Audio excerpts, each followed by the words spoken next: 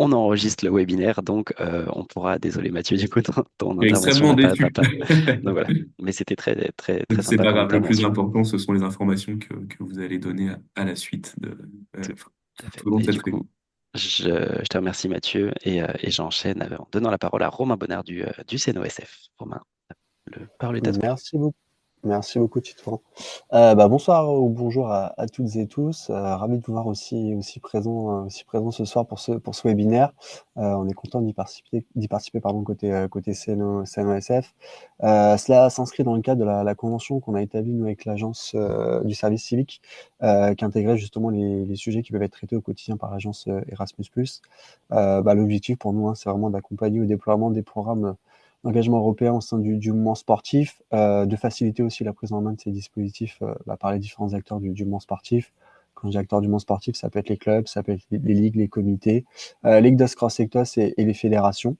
Voilà, donc côté CNO, on est aussi nous à dispo pour pouvoir accompagner, mettre en relation les acteurs, que ce soit mise en relation directement avec l'agence Erasmus+, ça peut être la mise en relation aussi entre fédérations pour du partage d'expérience entre CDOS, Cross-Sectos. Donc voilà, on est aussi nous à disposition là-dessus et on espère que chacun pourra découvrir peut-être certains de ces programmes et demain les déployer pour développer un certain nombre d'actions au sein de vos structures. Donc voilà, à disposition et profitez bien de ce webinaire. Merci beaucoup Romain. Et en effet, cette convention qui vit bien avec, en effet, on n'a pas précisé encore, mais on fait partie Mm. l'agence Erasmus Jeunesse et Sport, on fait partie du GIP, Groupement d'intérêt public, agent du service civique. Donc en fait, c'est en effet cette convention qui nous lie, qui fonctionne plutôt bien en effet, parce que le mouvement sportif est fortement représenté ici. Donc en effet, vous avez été relais de l'information et on vous remercie pour ça et on collabore assez bien justement pour faire en sorte qu'il y ait un maximum de vos orgas qui bénéficient des programmes Erasmus+. Donc merci beaucoup à Romain pour ce soutien. Enfin, Merci à Romain toi. et le comité olympique, bien entendu, mais que tu représentes aujourd'hui. Et dernier, mais pas la moindre, je vais donner la parole à Madame Fabienne Bourdet, donc directrice des sports, qui doit pas être très loin de moi, qui doit être un peu à 2 étages en dessous, mais voilà, que je ne vois pas d'ici. Et Fabienne, je vous invite à prendre la parole. Merci beaucoup, monsieur le directeur, cher Mathieu, mesdames et messieurs. Tout d'abord, merci de me donner l'occasion d'intervenir devant vous. Je vais être très rapide puisque l'idée, c'est quand même de rentrer très, très vite dans le vif du sujet, si je puis dire. En tout cas, c'est une vraie satisfaction, comme ça vient d'être dit, de voir le nombre de participants connectés parce que cette présence nombreuse témoigne bien sûr du dynamisme de l'agence, j'y reviendrai, mais aussi de votre envie à toutes et tous de développer vos activités à l'échelle européenne et, s'il fallait le démontrer, de la pertinence d'ouvrir les fonds européens au champ du sport. Alors, on peut se dire quand même, et ça c'est parmi les bonnes nouvelles, qu'il y a de nombreuses opportunités aujourd'hui pour le monde du sport d'accéder à un soutien européen pour des projets qui sont extrêmement concrets. J'y reviendrai tout à l'heure. Au-delà du volet sport du programme Erasmus+, qui a 10 ans, hein, comme ça a été rappelé tout à l'heure, je crois qu'il faut rappeler, c'est peut-être moins connu et moins évident pour notre écosystème du sport, comme on dit maintenant, rappeler que en tant qu'organisation sportive, les acteurs sont éligibles à d'autres secteurs d'Erasmus+, que le seul volet sport, que ce soit sur le champ de la jeunesse, de l'éducation et de la formation professionnelle. Et ça va vous être présenté aujourd'hui. Alors, cette pleine reconnaissance du sport dans Erasmus+, confirme bien l'importance du sport en tant que vecteur d'apprentissage, d'inclusion, d'apprentissage de la citoyenneté, autant de sujets que vous connaissez bien parce que finalement, ces sujets renvoient à des politiques publiques prioritaires qui sont portées notamment par l'État et par le ministère chargé des Sports. Et autant de sujets qui sont aussi importants et portés au niveau européen. Alors, les opportunités, elles sont nombreuses, je le disais, même si, il ne faut pas se le cacher, l'accès aux fonds européens n'est pas forcément évident surtout pour des organisations sportives, et elles sont nombreuses lors de ce webinaire, qui ont des ressources, notamment des ressources RH qui peuvent être limitées. Alors c'est pour cette raison que dès l'introduction du volet sport dans Erasmus+ en 2014, le ministère, et le directeur le disait tout à l'heure, hein, a souhaité contribuer à la mise en place d'un point national d'information à l'agence pour accompagner et favoriser l'accès des structures sportives au financement européen.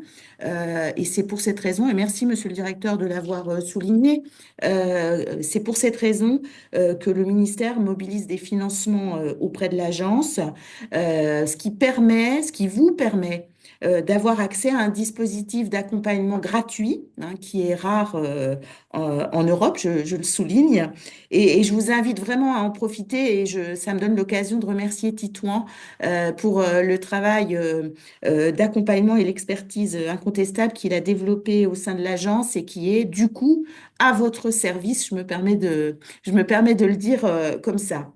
Alors, l'accompagnement, c'est bien sûr un facteur clé de la réussite, notamment, comme je le disais tout à l'heure, pour les structures qui peuvent être parfois de petite taille et inexpérimentées et qui n'ont pas forcément les réflexes et les codes européens.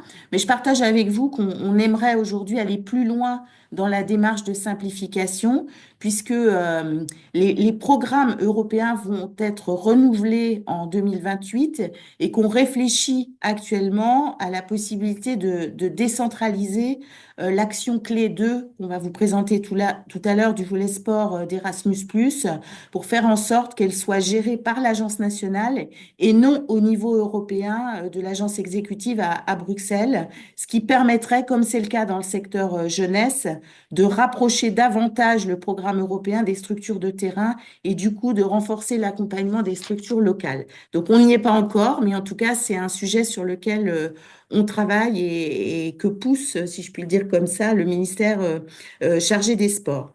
Alors, pour terminer, quelques mots sur le contexte peut-être plus global et politique, hein, dans lequel s'inscrivent les projets qui sont retenus. Il s'agit bien de renforcer vos structures grâce à l'échange d'expertise et à la formation de vos personnels. Il s'agit aussi de dynamiser, hein, le tissu local, puisque ces projets contribuent aussi à la mise en œuvre du plan de travail de l'Union européenne pour le sport. Les priorités du programme, elles reprennent, hein, celles de ce plan de travail, et la Commission européenne considère aujourd'hui ces projets de coopération comme un des moyens très concrets de décliner les priorités en projets ou en actions. Alors, ces projets, ils sont structurants pour le mouvement sportif européen, et ils sont importants pour nous parce qu'ils sont aussi porteurs de ce qu'on appelle communément le modèle sportif européen, hein, qu'on appelle évidemment tous de nos voeux et sur lequel on travaille quasi quotidiennement. Et Camille Baumann, qui est à mes côtés, en est l'artisan au sein de la direction des sports. Et vous avez donc, grâce à ces fonds européens, la possibilité d'en être les promoteurs en promouvant l'égalité, la lutte contre les discriminations dans le sport, par exemple, ou encore le développement des pratiques sportives pour les personnes qui en sont les plus éloignées, autant de sujets qui vous sont, je le sais, familiers. Donc j'ai donc cette conviction forte et que je partage avec vous. On a intérêt aujourd'hui à mettre plus d'Europe dans le sport et plus de sport dans l'Europe. Et nous avons souhaité d'ailleurs, le directeur le disait tout à l'heure, hein, faire rayonner l'Union européenne pendant les Jeux olympiques et paralympiques. Vous l'avez sans doute vu, hein, puisqu'on a communiqué non seulement sur les médailles françaises, et elles ont été nombreuses, vous le savez, mais aussi sur les médailles européennes, un moyen aussi de valoriser le continent à l'international, parce que pour nous, les valeurs sportives sont aussi le reflet des valeurs européennes, et évidemment, ça s'incarne parfaitement dans le programme Erasmus+. Donc, j'ai envie de vous dire, grâce à ce webinaire, et merci de cette organisation, l'idée, c'est de partager avec vous qu'il est possible, un démarché à ces moyens de l'Union européenne au service de vos projets, hein. Et donc, je ne peux que vous inviter à être nombreux à candidater et encore une fois, en souhaitant plein succès dans vos projets grâce à l'accompagnement de l'agence. Donc, merci vraiment à toutes et tous, à la fois pour votre présence et pour les suites qui pourront être données à ce webinaire. Merci à toutes et tous. Merci beaucoup Fabienne pour votre propos introductif, donc, qui était en effet très, très complet, et qui résume pas mal de sujets. Et donc, pour n'en sortir qu'un seul, moi j'étais agréablement surpris pendant les JO au Stade de France de voir le drapeau de l'Union européenne qui était là dans le stade. Donc une belle avancée pour mettre en avant l'Union européenne. Je réponds à une question dans le chat et pour information, c'est aussi l'occasion de présenter Mathurin. Donc, on est deux collègues à travailler sur le volet sport à l'agence Erasmus Jeunesse et Sport.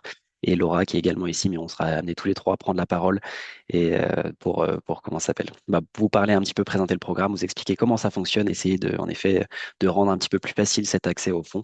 Et dans la salle également en panéliste, on a Camille et Clémence qui sont nos deux témoins qui viennent d'organisations sportives qui ont été lauréats d'appel à projet.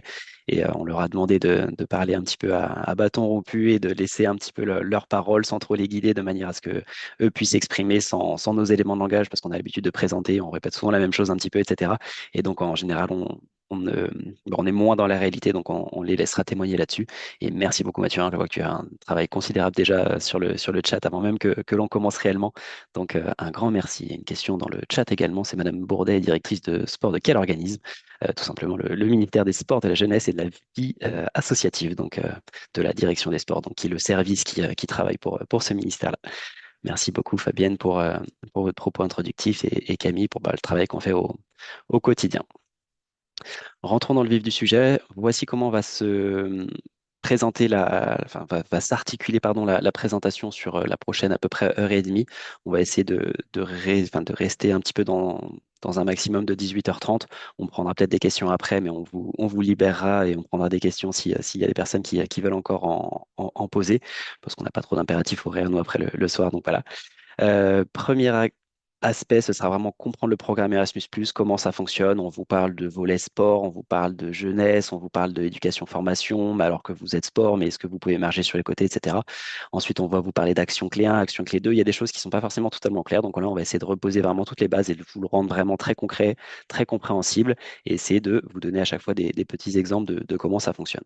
Ensuite, on va vous parler des appels à projets de l'action clé 2, donc qu'on appelle plus couramment les partenariats, donc la coopération dans les différents secteurs, dans les différents volets du programme. Ensuite, l'action clé 1, ce sera les mobilités. Donc, il y a pas mal de types de mobilité qui sont faisables. Donc, à chaque fois qu'on va parler d'Erasmus, on pensera souvent aux mobilités étudiantes. Vous verrez que le panorama des opportunités est assez large. Donc, pour ces deux présentations, on aura donc nos deux témoins, Camille et Clémence, qui s'exprimeront. Et enfin, on vous donnera des petits tips sur comment se lancer dans le programme et qu'est-ce que vous pouvez faire de manière un peu plus concrète après pour vous lancer dans une démarche. Vous verrez en fait que il y a énormément de choses qui sont possibles. Donc, la grande difficulté, c'est de se dire par où on commence, qu'est-ce qu'on fait en premier, etc. Et donc, c'est cette partie-là 4 qui vous dira en fonction de l'appel à projet qui vous intéresse, on vous dirigera vers les bons webinaires, vers les bons interlocuteurs qui pourront répondre à vos questions. Donc, sans plus attendre, on va vous parler un petit peu donc, de cette articulation, cette architecture du programme Erasmus+. Donc, Mathieu Roumégous, directeur de notre agence, l'a mentionné. Il y a différents secteurs du programme. Donc, il y a le secteur sport, c'est sur lequel vous allez en général vous diriger un peu naturellement en tant qu'organisation sportive ou alors active dans le domaine du sport, ayant des projets en lien avec le sport. Il y a également le volet jeunesse, qui est également géré par l'agence Erasmus Jeunesse et Sport, donc qui est basée à Paris. Et ensuite, Laura, je te laisse présenter très rapidement le côté éducation-formation. Oui, merci Titouan. Du coup, on a fait une deuxième agence Erasmus+, basée à Bordeaux, donc qui reprend tout le volet éducation et formation, des choses un peu connues d'Erasmus, hein, l'auberge espagnole, l'enseignement supérieur, mais pas que. Donc, on reprend tous les champs de l'éducation et la formation tout au long de la vie, donc l'enseignement scolaire dès la maternelle, l'enseignement supérieur, donc toutes les formations post-bac, l'enseignement et la formation professionnelle. J'ai vu déjà qu'il y avait des questions de collègues venant de CFA dans le chat auquel je me suis permise de répondre. Et le champ de l'éducation et l'insertion des adultes, où là, on est plutôt sur de l'éducation non formelle, le champ de la réinsertion et d'économie sociale et solidaire. Merci beaucoup, Laura. Et en effet, je t'avais pas prévenu que tu parlerais aussitôt. Euh, mais tu reviendras juste après. Ensuite, sur les priorités du programme Erasmus+. Donc, en effet, programme Erasmus+, l'objectif, pourquoi il y a des financements en fait sur ce type de programme, c'est vraiment en fait développer ces questions de citoyenneté européenne, de coopération entre organisations de donc vraiment ce sentiment d'appartenance à l'Europe et à l'Union européenne. Et ensuite, il y a des priorités du programme. Donc ça, c'est le pourquoi il y a des financements sur ce programme. Et ensuite, quel est l'objectif du programme? Qu'est-ce qu'il va défendre? Vers quoi il veut aller? Et là, donc, il y a plusieurs choses. Il y a l'inclusion et la diversité. On retrouve pas mal de projets sport là-dedans. Et on va retrouver, par exemple, le projet porté par la SPTT qui sera présenté après, qui sera sur ce volet-là. Ensuite, il y a la participation à la vie démocratique, les valeurs communes, l'engagement civique. Donc là, on ne parle pas que de participation aux élections, on parle vraiment en fait à rendre les personnes acteurs du monde qui les entoure. Environnement, lutte contre le changement climatique, on pas avoir besoin de trop développer là-dessus. Et ensuite, la transformation du numérique et l'éducation numérique. Donc ça, c'est vraiment les priorités. Donc vos projets, ils peuvent avoir un lien avec ces priorités-là. Mais le plus important, c'est que vos projets, ils intègrent ces priorités dans la méthode de déploiement du projet. C'est-à-dire que si vous allez travailler peut-être sur une thématique X que je ne vais même pas citer, il faudra que dans la méthode de votre projet, vous soyez le plus inclusif possible, vous soyez le plus vert possible, vous utilisez des outils numériques, etc., etc.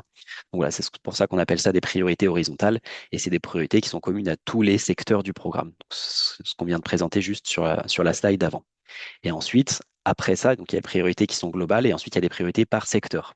Donc là, vous l'avez compris, quand on vous présentait avec Laura, hop, pardon, les différents secteurs, en fait, une organisation sportive, en fonction de sa thématique, si elle va viser des jeunes, elle pourra émarger sur le volet jeunesse. Si elle va viser des adultes, elle pourra émarger. Et donc, quand je dis émarger, c'est répondre à un appel à projet sur le volet éducation et insertion des adultes. C'est en fait l'objectif du projet et pas la typologie de la structure qui va vous permettre de savoir vers où vous allez vous diriger en termes de secteur.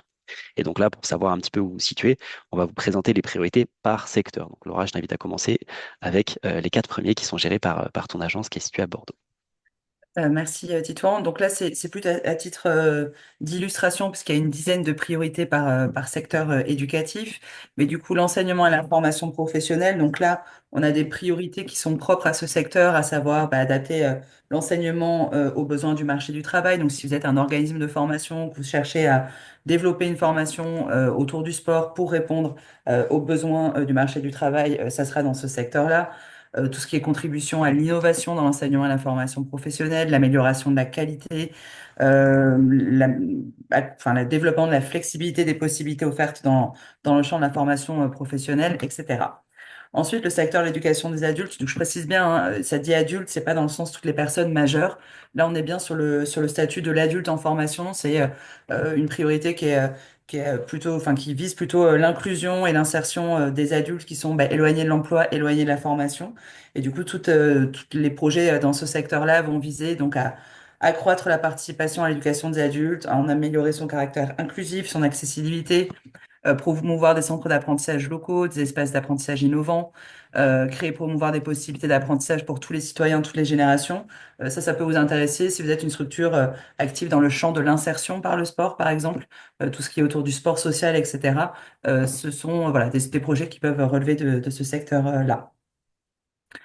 Ensuite, sur le champ priorités assez propres, hein, aux priorités aussi nationales en matière d'éducation premier et second degré, donc lutter contre les inégalités en matière d'apprentissage, le décrochage scolaire, la faible maîtrise des compétences de base, une nouvelle priorité 2025 autour de la promotion du bien-être à l'école, tout le volet aussi formation des enseignants, des chefs d'établissement et des autres métiers de l'enseignement.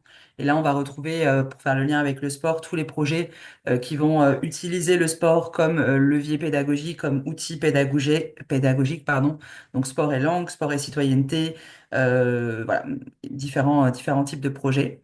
Et enfin, l'enseignement supérieur, bon, qui est peut-être le secteur le plus connu d'Erasmus+. Du coup, là, on est sur toutes les formations type université, post-bac, etc. Du coup, promouvoir des systèmes d'enseignement supérieur interconnectés, encourager les pratiques innovantes d'apprentissage et d'enseignement, soutenir les capacités numériques et vertes du secteur de l'enseignement supérieur. Du coup, on retrouvera là toutes les formations post-bac, que ce soit les formations STAPS, mais aussi tout ce qui est DEGEPS, etc.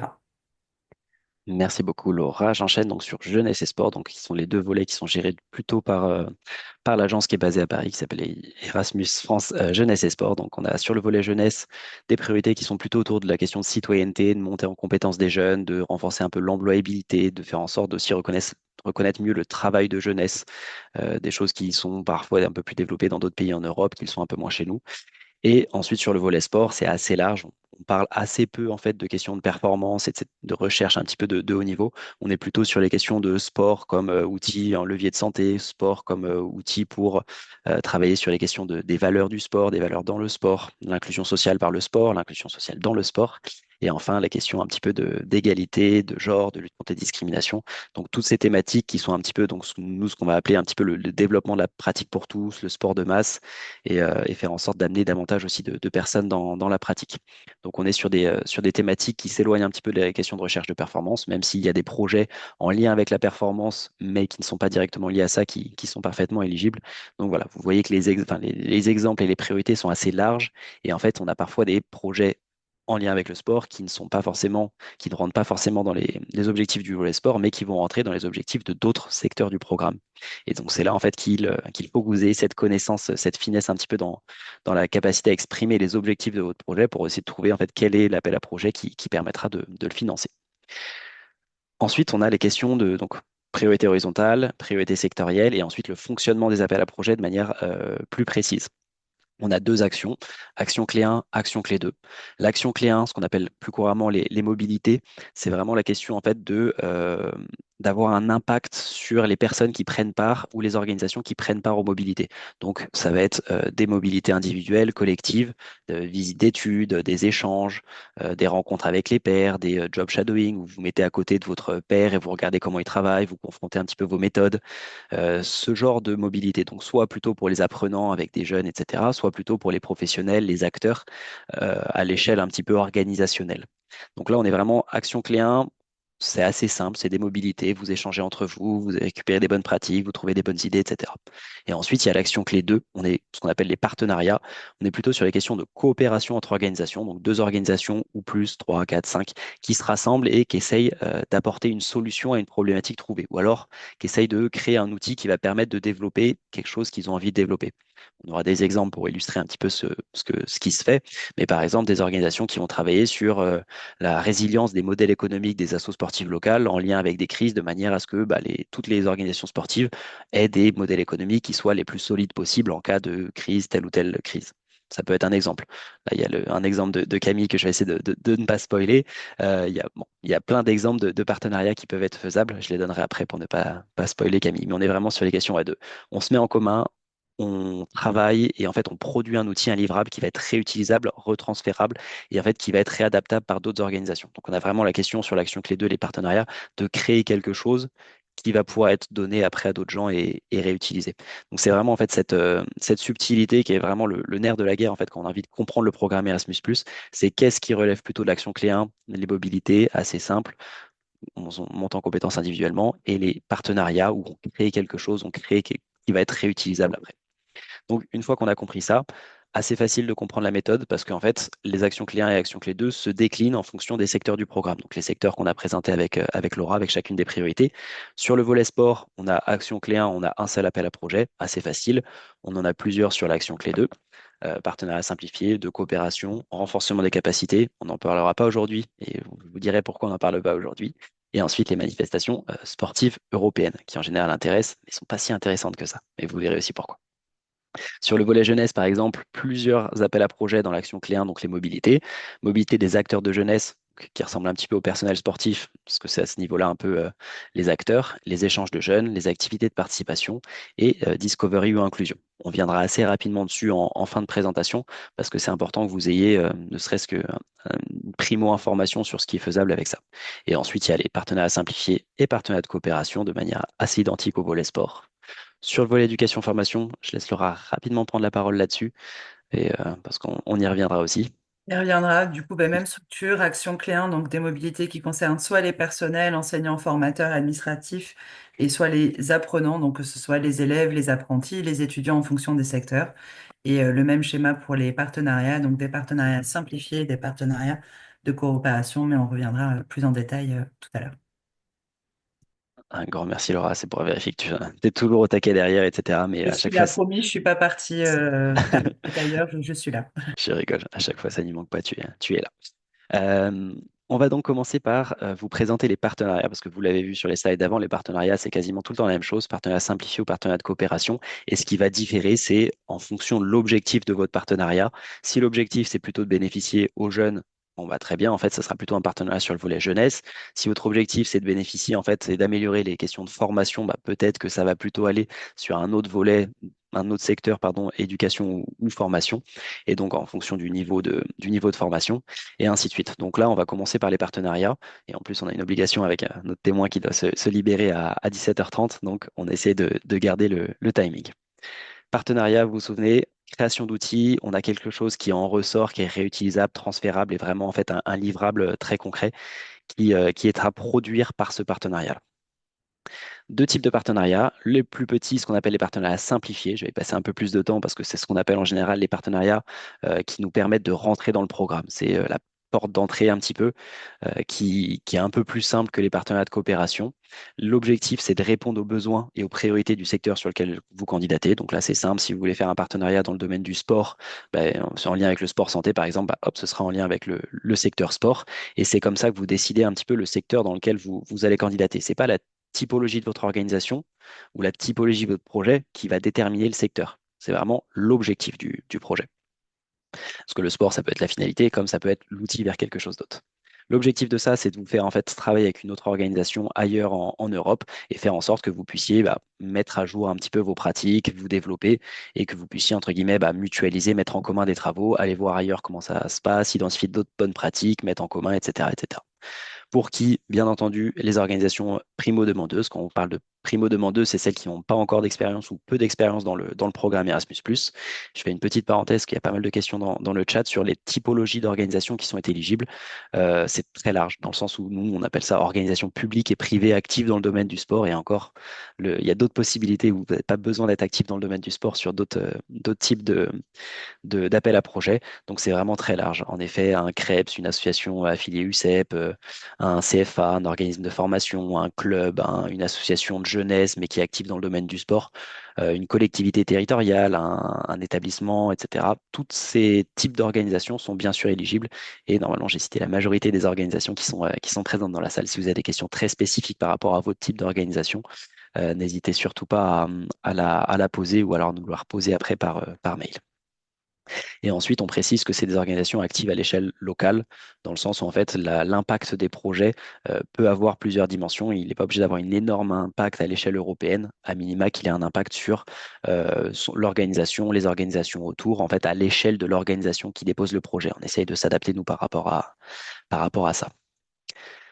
Les critères d'éligibilité sont les suivants, donc ils sont affichés. Il vous faut minimum 2 organisations de 2 pays de l'Union européenne différentes. Donc facile, vous plus une autre ailleurs en Europe, donc qui n'est pas en France, majoritairement des Français sur ce webinaire, même si je ne sais pas que des Français. Donc voilà, majoritairement donc vous en France et une autre organisation dans l'Union européenne. Il y a aussi des pays qu'on appelle des pays tiers associés au programme Erasmus+.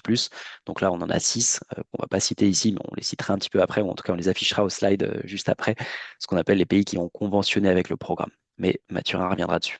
La durée des projets peut être entre 6 et 24 mois. Donc là, c'est à vous de déployer la méthodologie que vous voulez pour mener à bien et créer votre livrable avec une subvention fixe qu'on va vous donner de 30 000 ou 60 000 euros. C'est-à-dire que vous allez dire, bon, bah, nous, on veut faire un livrable sur l'inclusion des jeunes filles dans le handball. Pourquoi pas? Très bien, on se rend compte qu'il y a peu de jeunes filles qui commencent assez tôt, ou alors, non, on veut faire un livrable, par exemple, il y en a eu un assez récemment, sur comment en fait on garde les filles dans le handball après l'âge de 16-17 ans, parce qu'on s'est rendu compte que dans notre club, on n'arrivait pas à les capter, à les garder. On était obligé de faire des alliances avec d'autres clubs, et en fait, les temps de déplacement, bon, bref, on n'arrivait pas plus à capter ces publics-là. On veut faire un livrable. On va travailler peut-être pendant un an et on va faire des réunions de travail, on va faire des tests terrain, etc. Et en fait, on va se répartir entre partenaires les 30 000 euros ou les 60 000 euros, parce qu'en fait, on va tous y passer du temps, on va tous faire des tests de terrain, et donc on va peut-être nous prendre en tant que coordinateur 20 000 euros, et le partenaire va prendre 10 000 euros, et ainsi de suite, et ainsi de suite. Voilà un petit peu le type de méthode que vous devez déployer derrière. Et ensuite, il y a au moins une priorité horizontale et ou au moins une priorité spécifique du secteur dans lequel vous candidatez, dans lequel vous devez vous inscrire. Donc, vous devez aligner votre objectif avec les objectifs de l'appel à projet qu'on a présenté précédemment. Ensuite, ce qui est assez agréable avec le programme Erasmus, c'est que vous savez à quelle sauce vous êtes lu. J'allais dire manger, mais c'est pas forcément très positif de le présenter comme ça. Mais en fait, on vous donne les critères d'évaluation très précis dans lesquels en fait vous serez évalué. Donc là, on a 4 critères, mais qui sont déclinés en fait dans laquelle mesure votre organisation est pertinente compte tenu de cet objectif, et ainsi de suite. Et donc, il y a les critères de pertinence, qualité et conception de la mise en œuvre du projet, qualité du partenariat et des modalités de coopération, et impact. Quelques petits conseils comme ça. Mais si vous travaillez avec, par exemple, vous, organisation sportive, sur l'inclusion des personnes en situation de handicap. Peut-être que vous avez un intérêt à avoir une organisation qui n'est pas du tout sportive, mais spécialisée dans l'accueil de personnes en situation de handicap ou d'un public cible spécifique, hein. J'en donne un parmi d'autres, parce que j'ai vu des questions en lien avec ces publics-là dans le chat. Mais ça vaut peut-être le coup en fait, d'aller travailler avec une organisation qui ne vous ressemble pas, mais qui est spécialisée dans le public que vous avez envie de capter. Donc c'est ce genre de choses que l'on va regarder dans la qualité du partenariat. Dans la conception, mise en œuvre du projet, ça va être vraiment les questions méthodologiques. Comment est-ce que vous allez mener à bien une méthode vous permettant d'assurer un livrable de qualité. Et ensuite, l'impact, c'est l'impact potentiel. Comment est-ce que vous prévoyez de faire en sorte que ce livrable soit communiqué, soit transféré à d'autres organisations qui peuvent s'en servir, soit réutilisable, et ainsi de suite. Ensuite, on a les partenariats de coopération. Exactement la même gymnastique, si ce n'est que c'est de plus grande échelle, parce que c'est des plus gros financeurs, vous le verrez sur la slide d'après. On est vraiment sur la question en fait de faire travailler des organisations ensemble pour améliorer les pratiques de toutes les organisations qui leur ressemblent, grosso modo. Entre guillemets, tout à chaque fois deux poids, deux mesures, hein, en fonction des échelles, mais on est vraiment sur les questions en fait, de transformation, de changement qu'il faut apporter aux organisations parce que vous allez produire. Vous le verrez avec un partenariat de coopération qui est mené par la SPTT juste après. Et ensuite, pour qui? Donc, les organisations qui sont en général un peu plus expérimentées dans le programme Erasmus+. Donc là, vous verrez que c'est des financements qui sont un peu supérieurs. Donc, automatiquement, ça demande une certaine expérience dans le programme de manière à connaître un petit peu nos outils de gestion, les attentes que l'on va, de manière à rendre des rapports intermédiaires, etc., etc. Et ensuite, en général, on vise des organisations qui ont une portée importante dans le secteur du projet, une portée plus ou moins importante en fonction aussi de la taille du projet, parce qu'il y a différentes tailles de projets. Les projets à 120 000 euros, les projets à 250 et les projets à 400 000 euros. Donc, à chaque fois, à vous diviser entre partenaires. Le minimum pour ce genre de partenariat, c'est 3 organisations de 3 pays. Donc, vous plus 2 autres à minima. Il peut y en avoir autant que vous voulez. Et ensuite, c'est le seul format qui permet d'avoir une organisation qui ne fait pas partie du programme Erasmus. Donc, Union européenne ou associée. Donc là, vous allez chercher un pays aux États-Unis, enfin, c'est un pays, pardon, en Amérique, ou vous voulez chercher un pays en Afrique. Il faudrait que ce soit dans ce format-là de candidature que vous puissiez l'ajouter. Donc, ça vous demande en fait d'avoir une certaine expérience avant de commencer avec le programme Erasmus+, à travailler avec des partenaires qui ne viennent pas de l'Union européenne. Et ensuite, bon, critères d'évaluation, on va parvenir. L'idée, c'est que vous ayez un petit peu en tête que vous avez accès à toutes ces informations-là et que vous pouvez tout à fait nous solliciter de manière à en fait, avoir les réponses, les critères, tout ça. Donc voilà. Avant de te donner la parole, Camille, je vais juste présenter les manifestations sportives européennes. C'est un format qui en général attire beaucoup, assez sexy dans le nom. On se dit tous, bon, à partir du moment où on organise par exemple un tournoi sportif avec des équipes espagnoles, belges, tout ça, ça va être une manifestation sportive européenne. Malheureusement, nous, on est sur un format qui est assez important. L'objectif, c'est très précis, c'est soit de travailler sur volontariat dans le sport, inclusion sociale, lutte contre les discriminations et la promotion des modes de vie sains pour tous. Dans les faits, assez facile de dire que votre projet, à partir du moment où il est sur le sport, il va travailler sur l'inclusion, la lutte contre les discriminations, les modes de vie sains. Donc ça, à la limite, pourquoi pas? Sauf que ça implique d'avoir entre 3 et 10 pays selon le format. Et ensuite, la manifestation qui a lieu dans un seul pays à un seul moment, donc la manifestation classique à laquelle on peut penser, nous, c'est ce qu'on appelle le format à 450 000 euros. Donc, vous voyez que c'est des manifestations qui sont vraiment d'ampleur et c'est pas en général le tournoi de classique du département ou des choses comme ça, même s'il invite des partenaires européens, malheureusement, ce sera jamais en fait d'une dimension assez importante pour atteindre les 450 000 euros. Donc, c'est un format qui est assez restrictif et qui ne permet pas malheureusement de financer ces petites organisations sportives européennes ou internationales de manière classique. Et ensuite, il y a 2 autres formats, type 1 et type 2. Bon, ça, c'est le jargon, mais qui permet d'organiser des manifestations tournantes. Donc, une manifestation qui a lieu à un endroit ou à un autre endroit 2 mois après, un autre endroit 2 mois après, par exemple, ou dans l'espace de maximum 18 mois. Donc, vous voyez en fait que les compétitions européennes, par exemple de gym, qui sont peut-être tous les 2 ans, bah, ça peut pas être financé par ce format-là. C'est pas l'objectif de financer un petit peu les compétitions classiques des calendriers officiels des fédérations. Et en fait, il y a aussi la possibilité d'organiser simultanément le même événement dans plusieurs pays dans l'Union européenne, et là avoir une subvention donc à se partager entre les partenaires de par exemple 300 000 euros. Critères d'évaluation de la même manière, vous les avez affichés au slide et en fait vous verrez qu'on va assez régulièrement fonctionner comme ça. Il y a même des slides qu'on cache mais que vous recevrez mais qui ne sont pas forcément utiles à présenter tout de suite. Mais voilà, qu'au moins vous avez le bon niveau de première information. Et je vais donner la parole maintenant à Camille, donc, qui est chargée du financement public européen à la Fédération Omnisport ASPTT, qui a émergé sur un appel à projet, donc un partenariat de coopération. Et donc Camille est la personne qui s'occupe de ce partenariat de coopération à l'heure actuelle. Donc Camille, je te donne la parole et comme tu as des slides, je t'invite à m'informer quand tu veux que je slide. Parfait, merci beaucoup. Vous m'entendez bien déjà? Parfaitement. Ouais. Donc moi, je suis Camille Rachinski, je travaille à la SPTT Fédération Omnisport. Et donc, on a fait cet appel à projet, on a répondu à cet appel à projet européen en 2021. Et nous, c'était notre première expérience dans les projets, mais par contre, on s'est mis en partenariat avec des structures qui avaient déjà une expérience. Donc, sur la slide suivante, vous avez un petit résumé du projet. Nous, c'est la subvention à 400 000 euros qu'on a eue et un projet de 3 ans qui a commencé en juin 2022 et qui se termine dans quelques mois en juin 2025. Et nous sommes au total 6 structures qui venons de 5 pays différents. Donc nous, la SPTT, nous sommes une association française. Il y a ensuite Autisme Europe qui est basé à Bruxelles, en Belgique. Nous avons également un laboratoire de recherche de l'Université de Franche-Comté, un club de foot italien qui est basé à Rome, une union d'associations basée à Zagreb en Croatie et une association nationale portugaise basée à Lisbonne qui est Innovarotismo. Et en fait, les objectifs de notre projet, c'est d'améliorer la vie quotidienne des personnes autistes en créant un modèle de programme sportif qui leur est adapté. Et ça prendra la forme d'un guide pour les professionnels du secteur du sport, d'un module e-learning, d'un document pour aider les personnes autistes à choisir le sport qui leur est adapté, etc. Et l'objectif secondaire, du coup, c'est aussi de combler le manque de connaissances scientifiques sur le sport et l'autisme. Donc, du coup, les 2 bénéficiaires principaux du projet, on va dire que c'est les professionnels du secteur sportif et les personnes autistes. Mais du coup, il y a aussi d'autres bénéficiaires, par exemple, tout ce qui est région, collectivité, mairie. Nous, on veut aussi vraiment diffuser au maximum les résultats pour sensibiliser tous les acteurs possibles. Sur la slide suivante, je vous fais un petit focus sur notre partenariat. Donc, en fait, l'avantage, c'est ce que disait Titouan, c'est vraiment l'échange de bonnes pratiques et la complémentarité des compétences et des expériences. Donc, nous, par exemple, à la SPTT, on coordonne le projet, c'est-à-dire que c'est nous qui sommes en contact avec la Commission européenne pour rendre les livrables. Donc voilà, on supervise le tout. Ensuite, on a l'Université de Franche-Comté qui, du coup, est responsable de la partie scientifique. On a Autisme Europe qui s'occupe de la communication de notre projet.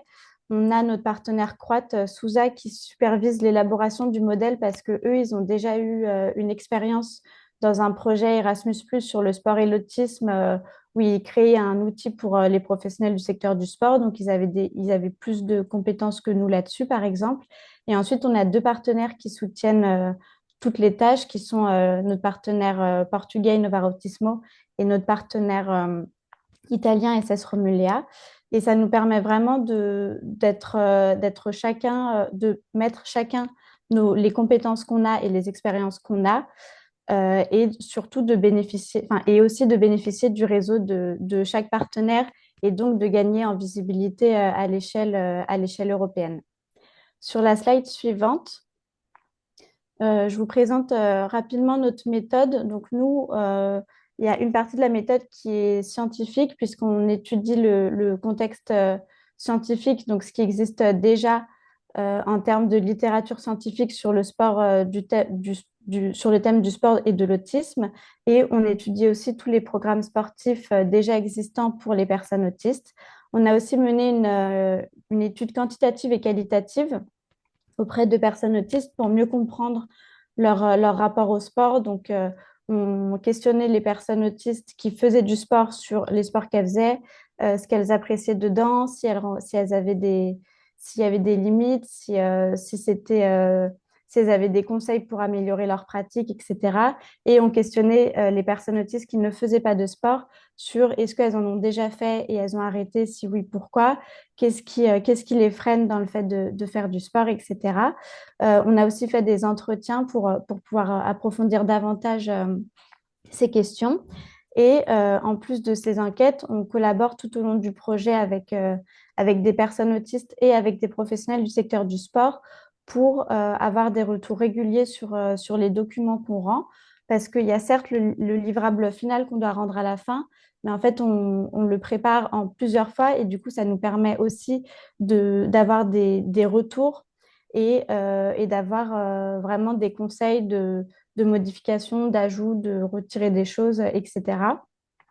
Et on fait aussi des tests sur le terrain pour avoir davantage d'informations sur le profil cognitif et physique des personnes autistes et pour pouvoir du coup créer un programme qui leur est vraiment adapté. Donc ça, c'est la méthode principale. Et après, pour ce qui est de comment ça fonctionne, du coup, comme on est quand même 6 structures dans 5 pays différents, c'est très majoritairement par réunion en ligne qu'on travaille. Mais du coup, on se rencontre aussi une fois par an pour des workshops, donc pour des réunions de travail tous ensemble. Donc, on a fait notre première réunion à Rome, ensuite à Zagreb. Cette année, c'était à Paris, au CNOSF d'ailleurs. Et ensuite, on fera notre événement final à Bruxelles. Sur la slide suivante, je vais vous présenter les résultats provisoires de notre projet parce que du coup, juin, ça approche, donc on a quand même bien avancé. Pour ce qui est de l'objectif, combler le manque de connaissances scientifiques sur le sport et l'autisme, on a eu notre première publication scientifique dans la revue Sport Médecine. C'est une revue de littérature sur les effets des programmes sportifs sur les personnes autistes, qu'on a d'ailleurs traduit en français sur le site internet de notre projet. Donc, n'hésitez pas à la consulter si le sujet de l'inclusion des personnes autistes dans le sport vous intéresse. Du coup, on a aussi créé une batterie de tests et fait des tests sur les personnes autistes. Et l'intérêt de cette batterie de tests qu'on crée, c'est que d'autres personnes puissent l'utiliser s'ils veulent continuer à faire des projets pour les personnes autistes. Parce que comme c'est ce que disait Titouan, c'est nous, en fait, tout doit être réutilisable. Et l'idée, c'est un peu de mettre notre pierre à l'édifice pour que d'autres puissent se baser sur ce que nous, on a déjà pu faire pour aller plus loin ou pour faire un peu différemment. Mais voilà, donc ça, c'est pour la partie plutôt scientifique. Et pour ce qui est du modèle de programme sportif qu'on est en train de créer, on a les versions provisoires de nos documents. Donc, nous, en fait, on aura un modèle, ce qu'on appelle le modèle sacré, donc le modèle de programme sportif qui sera plutôt théorique en reprenant toutes nos avancées, toutes nos recommandations, toutes les étapes de notre projet et ensuite de documents plus pratiques avec un guide pour les professionnels du secteur du sport qui reprendra les conseils, que ce soit pour aménager sa séance, que ce soit pour débuter dans son organisation un projet sport et autisme, par quoi on commence, à quoi il faut absolument penser, et beaucoup de conseils vraiment pour aménager le gymnase, aménager la séance, le matériel à utiliser, les accessoires un peu tout bêtes à avoir pour en cas de besoin. Donc voilà, et un document pour les personnes autistes pour du coup plutôt faire de la sensibilisation sur les effets du sport pour elles et pour les aider à trouver le sport qui leur correspond. Donc, est-ce que ça sera plutôt un sport intérieur, extérieur, individuel, collectif, etc. Et donc, du coup, nous, comme l'objectif, c'est de faire collaborer le plus de personnes possible tout au long du projet, tous nos documents, même provisoires, sont déjà disponibles sur notre site internet pour justement pouvoir l'envoyer à des structures, à des personnes autistes et avoir des relectures de certains passages pour, euh, pour avoir des retours et un livrable le plus représentatif de notre travail sur la et je crois que et voilà. Et donc après juste pour vous donc ça c'était les résultats du projet mais donc l'impact du projet mais sinon pour ce qui est de l'impact sur nous organisation donc fédération sportive l'avantage c'est c'est déjà une montée en compétence dans la gestion de projet. Ça permet quand même d'apprendre à travailler avec des partenaires étrangers. C'est aussi, nous, un très grand avantage parce qu'en fait, on a déjà un programme sportif pour les personnes autistes dans certains de nos clubs, mais c'est seulement, enfin, pour l'instant, il est seulement pour les enfants autistes et sur le format du 1 pour 1, c'est-à-dire un enfant autiste dans un groupe d'enfants neurotypiques, mais avec l'aide d'un éducateur spécialisé. Et nous, en fait, on veut vraiment utiliser les résultats de notre projet pour déjà faire en sorte que de plus en plus de nos clubs à SPTT puissent proposer un programme sportif pour les personnes autistes et pour l'ouvrir à d'autres formats que le 1 pour 1 et aussi pour l'ouvrir aux adultes et plus seulement aux enfants. Donc nous, en fait, le projet, il nous permet vraiment d'améliorer certains des projets qui existent déjà chez nous. Ça nous permet aussi de lui donner une légitimité scientifique parce que du coup, il y a vraiment un volet avancé scientifique qui nous permet de montrer encore plus que bah oui, il faut développer le sport pour les personnes autistes. C'est aussi, ça nous permet aussi de nous placer comme un acteur clé du sport pour les personnes autistes. C'est aussi gagner en visibilité parce que du coup, nous, en plus de nos partenaires du projet, il y a aussi les réseaux de chaque partenaire. Donc, en fait, il y a une vraie visibilité du coup à échelle européenne et on peut aussi du coup créer des contacts et des liens avec les partenaires de nos partenaires. Et du coup, nous, à la fédération, on essaye aussi de développer notre stratégie RSO. Donc, c'est aussi un moyen de renforcer nos actions RSO pour du coup accentuer nos actions envers les publics parfois plus éloignés de la pratique sportive. Donc, euh, donc voilà pour les avantages pour notre organisation. Un grand merci Camille. Je ne sais pas si tu arrivé à voir un petit peu, mais en parallèle, il y avait pas mal de questions enfin, pas mal d'intérêt en fait sur les résultats du programme. Donc Camille, je te laisserai présenter, enfin, répondre en fait avec le lien de site internet, s'ils peuvent trouver les ressources quelque Parfait, part, ça va de ça susciter un marche. grand intérêt. Et il y avait une question un petit peu sur comment est-ce que vous gérez la question du plurilingue, en fait, du fait que vous parlez des langues différentes en fonction des partenaires. Comment ça se passe? Alors nous, du coup, c'est vraiment en anglais qu'on parle. Après, on a, en fait, même notre partenaire qui est basé en Belgique, les personnes qui travaillent chez Autisme Europe, c'est des personnes qui ne viennent pas de Belgique. Donc, en fait, on travaille tous en anglais. Après, il ne faut pas forcément avoir peur du niveau parce que le plus important, c'est de se faire comprendre. Mais du coup, faut quand même savoir un minimum parler anglais. Mais en tout cas, enfin, nous, on se comprend tous. Mais alors qu'on a du coup des accents différents, des niveaux différents. Mais voilà, il faut juste ne pas hésiter à reformuler différemment ou voilà. Mais c'est en anglais du coup. Un grand merci Camille, c'était parfaitement clair et très précis et du coup c'est pour ça que ça a suscité de de l'intérêt. Je vais répondre à une question de vive voix. Pouvez-vous éclaircir la notion de groupe cible? Donc la notion de groupe cible, c'est vraiment en fait la question de se dire on veut développer quelque chose, mais en fonction du groupe qui est moins représenté ou qu'on a envie de cibler. Et en fait, c'est là qu'on va aller vraiment chercher du coup ce type de personnes et comment est-ce qu'on va les chercher. Donc là, en l'occurrence, c'est personnes en situation enfin, personnes autistes, pardon, les ramener vers leur pratique. Donc le groupe cible, ça va être peut-être des jeunes entre 16 et 24 ans autistes et on va essayer de hop, s'adapter et adapter nos pratiques à eux pour mieux les inclure et communiquer aussi plus efficacement envers eux. Pardon. Un grand merci Camille, il est 17h31, donc tu es officiellement libéré parce que on avait un Merci impératif beaucoup. horaire. Un grand merci à toi. Et donc il y a pas mal de personnes qui nous quittent. L'enregistrement sera bien entendu envoyé à toutes les personnes qui sont inscrites. Et on est en effet commencé par l'action clé 2. Donc il y a pas mal de personnes qui se disent bon bah c'est peut-être un peu gros, c'est de grosse ampleur par rapport à nous. Mais rassurez-vous, il y a des choses beaucoup plus accessibles pour des petites organisations, des clubs qui n'ont pas forcément de salariés. Donc là, Camille était en effet en charge des financements publics européens et maîtrise l'anglais, etc. C'est pas forcément le cas de tout le monde. Donc rassurez-vous, il y a des choses, il y a des appels à projets qui sont adaptés à de plus petites organisations qui arrivent. Toutefois, si ça vous intéresse, voici les organisations, le pratique un petit peu de tout ça. La prochaine date limite, c'est le 5 mars pour candidater à 17 h, heure de Bruxelles. Pourquoi j'ai précisé heure de Bruxelles alors que j'aurais pu dire heure de Paris?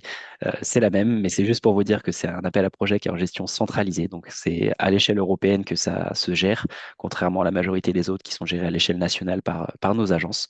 Et vous avez toutes les informations pour candidater sur cette slide. Donc, si vous cliquez dessus après, une fois que vous la recevrez, vous aurez accès à la plateforme en ligne. Ils seront publiés dès demain, sans faute normalement. Les appels à projets, j'avais calé ça le 9 parce que normalement c'est publié le 9, mais là ça arrivera demain. Donc demain, vous pourrez avoir accès au dossier de candidature. Comme l'a dit Madame Fabienne Bourdet au tout début, c'est pas forcément hyper simple de s'y retrouver, de comprendre tout ça. Donc si cet appel à projet vous intéresse parce que vous avez un projet de création de livrable, n'hésitez surtout pas à contacter le Point national d'information. Donc vous avez l'adresse ici que l'on anime avec Mathurin grâce au soutien du ministère des Sports. Voilà dans les grandes lignes pour le volet sport, les partenariats, donc ce qui vraiment ressemblait à l'appel à projet auquel a répondu la Fédération Omnisport ASPTT. Sur le volet jeunesse, petite précision, 2 dates limites, pas qu'une seule. Le 5 mars également, mais également le 1er octobre. C'est précisé également sur la slide à partir de quand peuvent commencer les projets par rapport à quand est-ce que va arriver la réponse. Parce qu'on a toujours un petit délai de gestion, on évalue tout ça, on vous présentera un petit peu le fonctionnement qu'on a nous derrière, avec une plateforme de candidature qui est différente pour le volet jeunesse, qui s'appelle Webgate. Et ensuite, on a donc des contacts. Hop, j'ai laissé éducation formation, désolé. On a un contact pour le volet jeunesse, c'est erasmusplus@service-civique.gouv.fr. Et ensuite, si vos projets est plutôt en lien avec les priorités des secteurs éducation et formation, je laisse Laura prendre la parole. Du coup, même système, même partenariat simplifié, même partenariat de coopération. Donc, tout ce que Titouan a présenté sur l'action clé 2 sport s'applique sur tous les autres secteurs du programme. Et c'est là où la notion de priorité, de public cible va impacter. C'est-à-dire que au-delà du type de structure que vous êtes, en fonction du public cible visé et en fonction des priorités, le projet peut s'insérer du coup sur les volets éducation, formation, donc enseignement scolaire, enseignement et formation professionnelle, enseignement supérieur et éducation des adultes. On a aussi donc un seul appel annuel qui est donc le 5 mars et c'est heure de Paris, mais ça pourrait être heure de Bruxelles. Et les plateformes, donc là on est aussi sur des projets qui sont donc décentralisés, c'est-à-dire qu'on gère directement à Bordeaux ces appels-là. Du coup, c'est la même plateforme que pour jeunesse, la fameuse plateforme Webgate. Et je crois que pour jeunesse, éducation et formation, les formulaires sont en ligne depuis la semaine dernière, donc vous pouvez déjà aller voir à quoi cela ressemble. Et vous avez du coup l'adresse de contact générique pour tout ce qui touche le sport à l'agence de Bordeaux. C'est moi qui recevrai et qui vous orienterai vers les collègues spécialistes du secteur éducatif duquel vous relevez ensuite. Un grand merci Laura. Et en effet, prochaine fois, je mettrai à 12 h, heure de Bordeaux, étant donné que vous êtes situé Heure de Bordeaux. à Bordeaux. Donc voilà, donc ça c'était vraiment action clé 2, les partenariats, manifestations sportives, avec ces questions de production de livrables, dont on travaille, on coopère entre organisations sur du temps assez long, 6 mois, 1 an, 2 ans, 3 ans, et on produit quelque chose qui va être réutilisable, transférable. Donc là c'est vraiment toute la partie précédente. On va attaquer la partie des mobilités. Hop, donc si ça veut bien slider, donc les mobilités, on est vraiment sur les questions des groupes qui se déplacent, qui améliorent les compétences, qui se rencontrent entre eux, etc. Et sans avoir cette dimension de produire quelque chose qui va être réutilisable. Donc des projets qui sont de plus petite ampleur, sur des plus petits financements, qui sont aussi plus accessibles, plus simples pour les organisations sportives, les organisations de jeunesse, tout type d'organisation, et les établissements et les organismes de formation, etc. Donc qui sont en général un petit peu plus accessibles et qui ressemblent plus à ce que l'on peut attendre du programme Erasmus+. Voilà, Erasmus+, on s'attend pas à ce qu'on puisse coopérer entre organisations pour produire des choses. Là, on s'attend à ce qu'il y ait des mobilités, donc on est vraiment sur ce volet-là. Et donc, je vais laisser la parole à Mathurin qui va présenter donc l'action clé 1 sur le volet sport. Et ce qu'il faudra garder en tête, c'est qu'il y a aussi des actions clés 1 donc sur les autres secteurs du programme et des possibilités qu'on présentera de manière assez succincte. Là, on va vraiment détailler sur le volet sport, compte tenu de l'engouement et du nombre d'inscrits qu'il y a en termes de clubs sportifs. Mais voilà, il y a aussi d'autres possibilités qu'on abordera. Et il faudra juste capter un petit peu les adresses mail, les bons leviers ensuite pour aller se renseigner derrière. Donc Mathurin, je te donne la parole. Merci beaucoup Titouan. Donc, pour ceux qui seraient arrivés en cours de route, je suis Mathurin Leroux, chargé de mission sport, donc comme Titouan, mon collègue, au sein de l'agence Erasmus plus Jeunesse et Sport basée à Paris. Qu'est-ce que c'est que l'appel à projet mobilité des personnels sportifs? C'est vraiment un appel à projet qui a pour but de faire monter en compétence des personnes qui sont actives dans des organisations sportives. Du sport de masse. Donc, qu'est-ce qu'on entend par sport de masse? C'est vraiment dans une logique de sport de sport pour tous, de sport accessible à tout le monde, qui va vraiment rechercher à développer sa pratique et pas être simplement dans une logique de haut niveau si on devait vraiment le définir par son opposition. Donc ça, c'est un élément important. C'est pour les structures actives dans le sport de masse. C'est le cas vraiment d'un grand nombre d'acteurs du sport, les clubs de sport, les ligues régionales, les fédérations sportives peuvent être éligibles là-dessus selon la structure de leur projet. Et qui peut participer? Nous, ce qu'on appelle les personnels sportifs. Donc, personnel sportif, ça va vraiment être toute personne bénévole ou salariée qui va être entraîneur, qui va être bénévole, qui va être dirigeant dans une de ces structures qu'on a citées avant, donc qui a un rôle là-dedans et donc va être considéré par notre appel à projet comme un personnel sportif et va donc être éligible à cet appel à projet qui a pour but de financer une mobilité. Donc une mobilité, ça va être un groupe de personnes de cette organisation qui va se rendre à l'étranger pour acquérir de nouvelles compétences, développer son réseau, échanger les bonnes pratiques sur des modalités qu'on va découvrir par la suite. Donc là, c'était pour la définition, quel genre d'acteurs peuvent participer, donc autant quel genre d'organisation et quel type de participants. Et donc maintenant, sur une mobilité concrètement, qu'est-ce que c'est? Une mobilité, ça va être le déplacement de ce groupe d'individus dont on a parlé précédemment, d'une organisation qui est active dans le sport de masse, dans un autre pays du programme Erasmus+. Donc les pays du programme Erasmus+, ils sont en vert sur votre carte. Sur le volet sport, c'est uniquement des pays européens, donc on a les pays membres de l'Union européenne, plus certains pays qui sont associés au programme. Donc on n'a pas, alors une question qui vient souvent, on n'a pas le Royaume-Uni, mais on a quand même la Serbie, l'Islande, la Norvège, la Turquie, le Liechtenstein et la Macédoine du Nord. Donc en plus des 27 pays membres de l'Union européenne, ça laisse quand même un large choix de pays dans lesquels vous pouvez vous rendre. Si vous êtes basé sur un département ou un territoire d'outre-mer, vous pouvez vous rendre bien entendu aussi dans ces pays-là. Vous pouvez pas faire une mobilité par contre interne à la France, donc vous pouvez pas bouger d'un territoire français à un autre territoire français. C'est forcément vers un territoire d'un autre pays, mais ça peut être aussi vers les territoires ultramarins des autres pays membres du programme Erasmus+. Donc on a notamment pour le Danemark le Groenland, les Açores pour le Portugal, les Canaries espagnoles et tout ce qui va être les Antilles néerlandaises. Euh, donc ça c'est pour la définition de mobilité. Juste rapidement, Titouan, c'est une mobilité aussi qui se fait dans un seul sens. C'est-à-dire qu'en fait on va venir subventionner vous le déplacement des membres de votre organisation à l'étranger. Par contre on va pas venir subventionner la venue éventuelle de votre partenaire. On va pas non plus subventionner, enfin non, on va pas subventionner l'accueil ou si vous voulez organiser simplement un projet, ils viendraient chez vous, c'est pas possible. Dans ce cas-là, si c'est eux qui se déplacent, ça va être à eux de déposer dans leur pays un projet Erasmus+ auprès de leur agence nationale. Ensuite, alors quel type de mobilité on a? On a deux types, une plus courte et qui est la période d'observation, entre 2 jours et 2 semaines. L'idée, c'est là vraiment de faire d'avoir une période d'observation et d'échange dans une autre organisation en Europe. Donc ça peut être un autre club. Enfin voilà, par exemple, si je suis un club de basket, je peux aller voir un autre club de basket qui va travailler sur des sujets qui me sont chers, comme l'accueil je sais pas, de personnes âgées ou l'articulation des différents publics qu'ils accueillent, l'insertion par le sport, des choses comme ça, des thématiques qui sont liées aux priorités du volet sport. Ça peut être aussi voilà simplement l'échange de bonnes pratiques. Donc ça c'est pour la période d'observation. La période d'entraînement, donc ça commence à partir de 7 jours, ça va jusqu'à 45 jours. Donc ça nous laisse quand même sur pas mal de place pour enfin des durées de projet qui sont assez importantes. Et donc là, on peut aller plus loin en termes d'activité sur des missions d'entraînement, de coaching. Donc, comme on est sur une mobilité plus longue, on va attendre des candidats un peu plus de travail dans la structure des activités, dans les attentes et dans les résultats du projet. Donc ça, c'est pour la durée des mobilités. Ces mobilités s'inscrivent dans un projet qui, lui, va durer entre 3 et 18 mois. Donc ça, en fait, c'est la période à laquelle vous allez vous consacrer à la gestion de ce projet. Donc, c'est-à-dire avant de partir en voyage, la préparation que vous allez faire d'un point de vue logistique, réserver les transports, les logements, etc.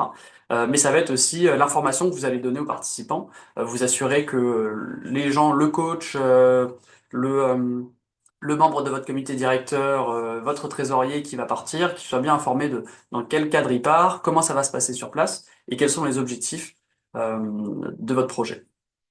Donc ça, c'est en amont. Et ensuite, vous allez aussi avoir une période qui sera... Enfin, vous avez la fin de votre projet et ensuite, vous aurez à rédiger un rapport final pour évaluer votre projet. Un point important, donc, où il y a une limite de 10 mobilités par projet, c'est-à-dire que soit vous avez 10 personnes qui se déplacent une fois, soit vous pouvez avoir un groupe de 5 qui se déplace deux fois, vous pouvez faire une première mobilité avec un groupe de 2, puis un groupe de 5, etc. L'idée, c'est que la somme totale des voyages financés dans un projet ne doit pas dépasser 10.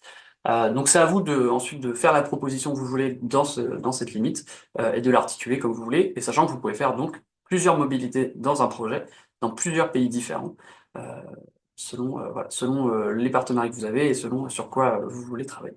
Et avec une petite exception, vous avez aussi des visites préparatoires qui sont possibles, euh, tant sur des projets avec une période d'observation que de mission d'entraînement, où 2 personnes max peuvent participer. Donc en tout, il y a 12 personnes qui peuvent participer à votre projet.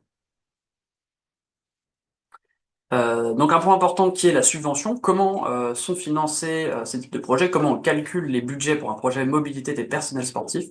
Ça va marcher par un système de forfait, c'est-à-dire qu'en fait vous n'allez pas nous proposer directement vous le budget que vous estimez sur les coûts réels enfin voilà, ou que vous avez calculé en faisant vos recherches.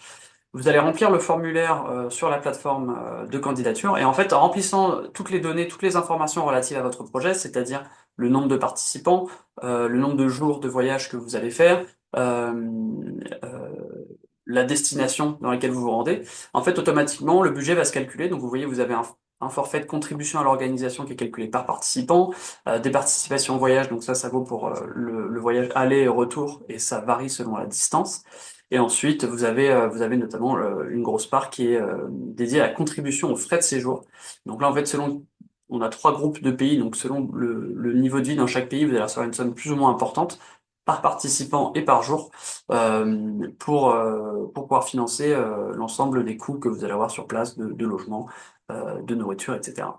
Euh, Vous avez aussi un point que je cite, c'est les coûts exceptionnels.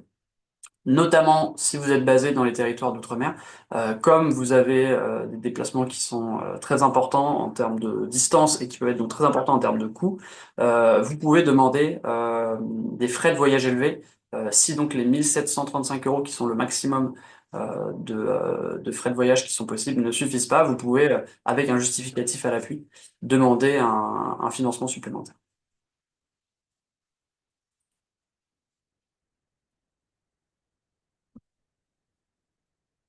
Voilà. Donc là, on a vu un peu les différentes étapes. Vous savez, enfin voilà, vous êtes votre organisation, vous avez consulté votre groupe de participants, vous savez où vous voulez partir, vous avez une idée du budget. Maintenant, il faut remplir tout le formulaire de candidature en expliquant donc voilà qui vous êtes, pourquoi vous partez, quels sont vos besoins en tant qu'organisation, quels sont vos objectifs avec ce projet. Et donc, nous, une fois qu'on reçoit ces candidatures, on va procéder à une évaluation. On va d'abord donc contrôler le profil de votre organisation et des participants. Est-ce que vous êtes bien une organisation qui est active dans le sport de masse? Est-ce que vos participants sont bien des personnes sportifs?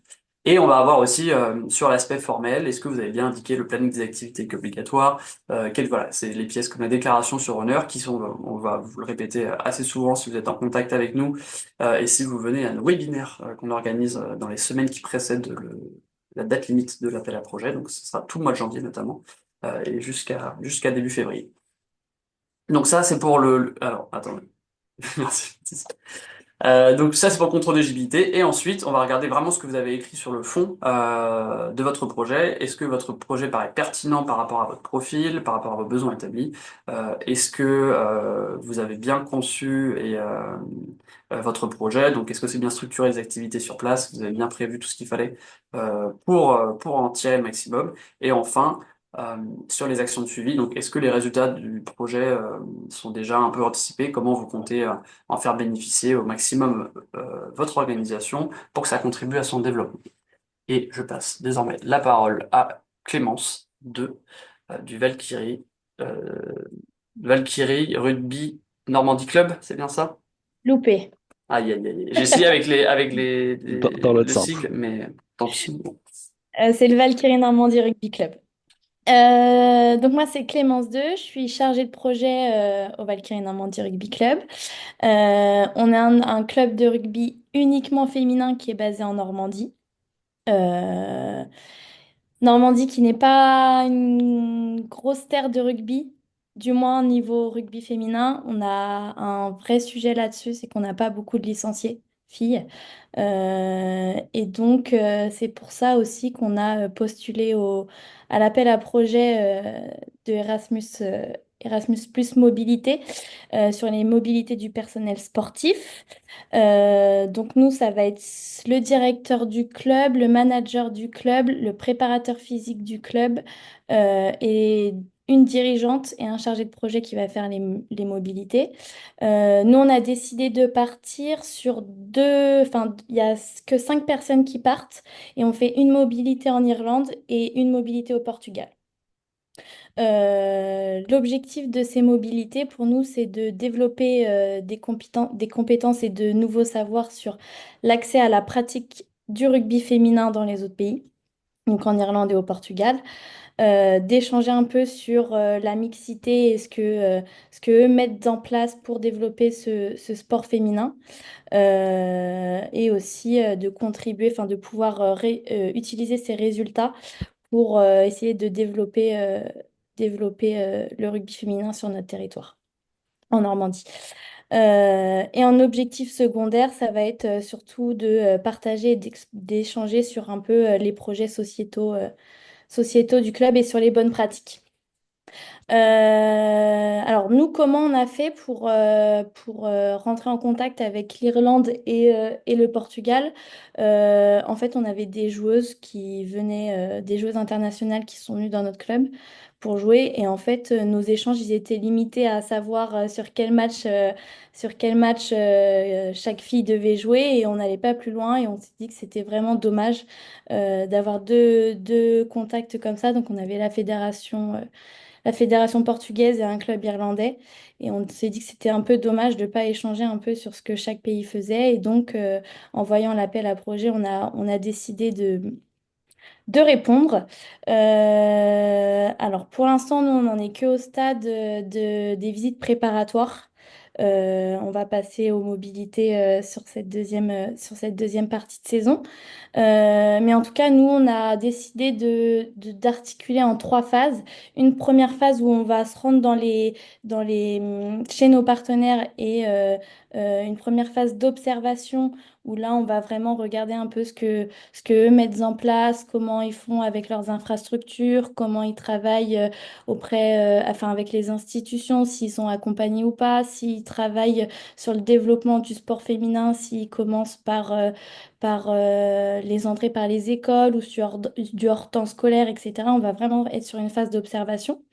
Ensuite, on va être sur une phase d'échange où là, on va échanger vraiment avec eux sur les bonnes pratiques, sur les différentes approches pédagogiques qu'ils peuvent utiliser sur la construction de séances mixtes ou de séances uniquement féminines.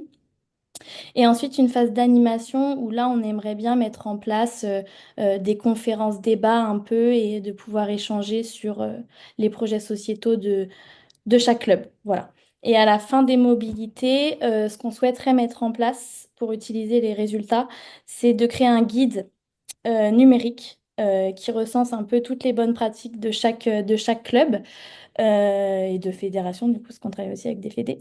Donc voilà, et de pouvoir aussi le présenter et le mettre à disposition, nous, de la Ligue de Normandie de rugby et d'autres clubs du secteur normand. Voilà. Un grand merci Clémence. Et en fait, c'était parfaitement clair. Je t'avais dit que s'il manquait potentiellement des choses, etc., avec Mathurin, on te poserait des questions, mais voilà, et je n'en vois pas spécialement dans le QNR relative à votre projet.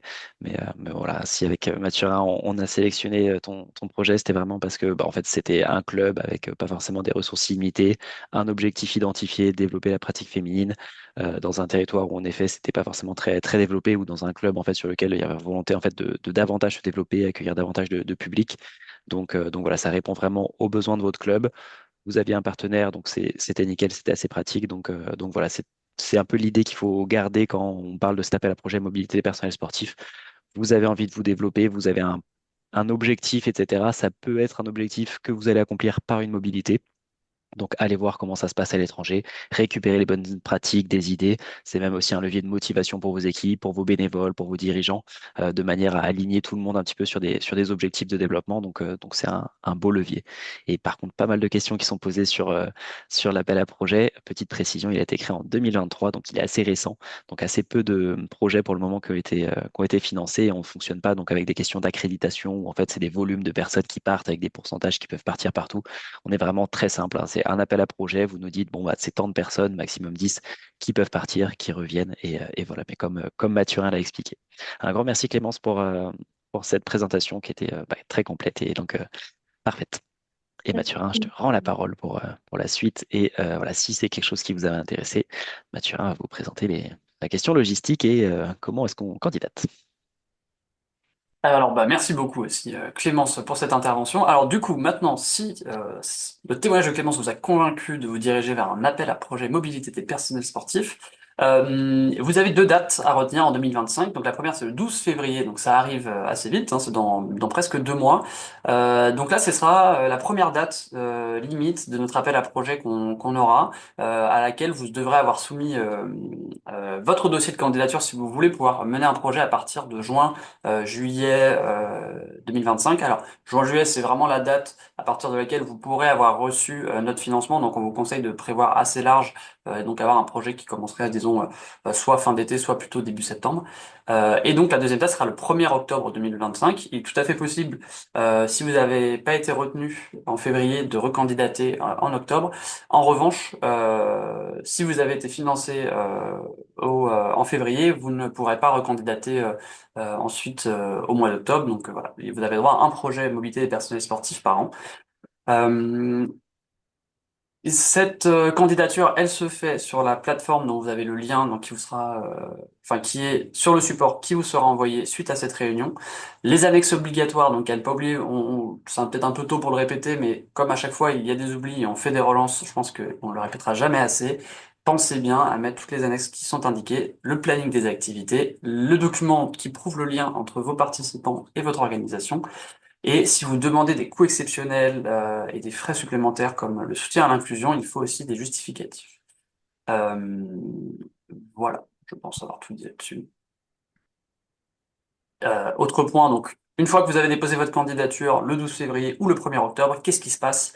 Eh bien, on a une période d'instruction de la demande, enfin, de votre demande qui va durer environ 3 mois. Donc, nous, c'est la période dans laquelle on va prendre toutes les candidatures qu'on a reçues, à la fois sur le volet jeunesse et sur le volet sport.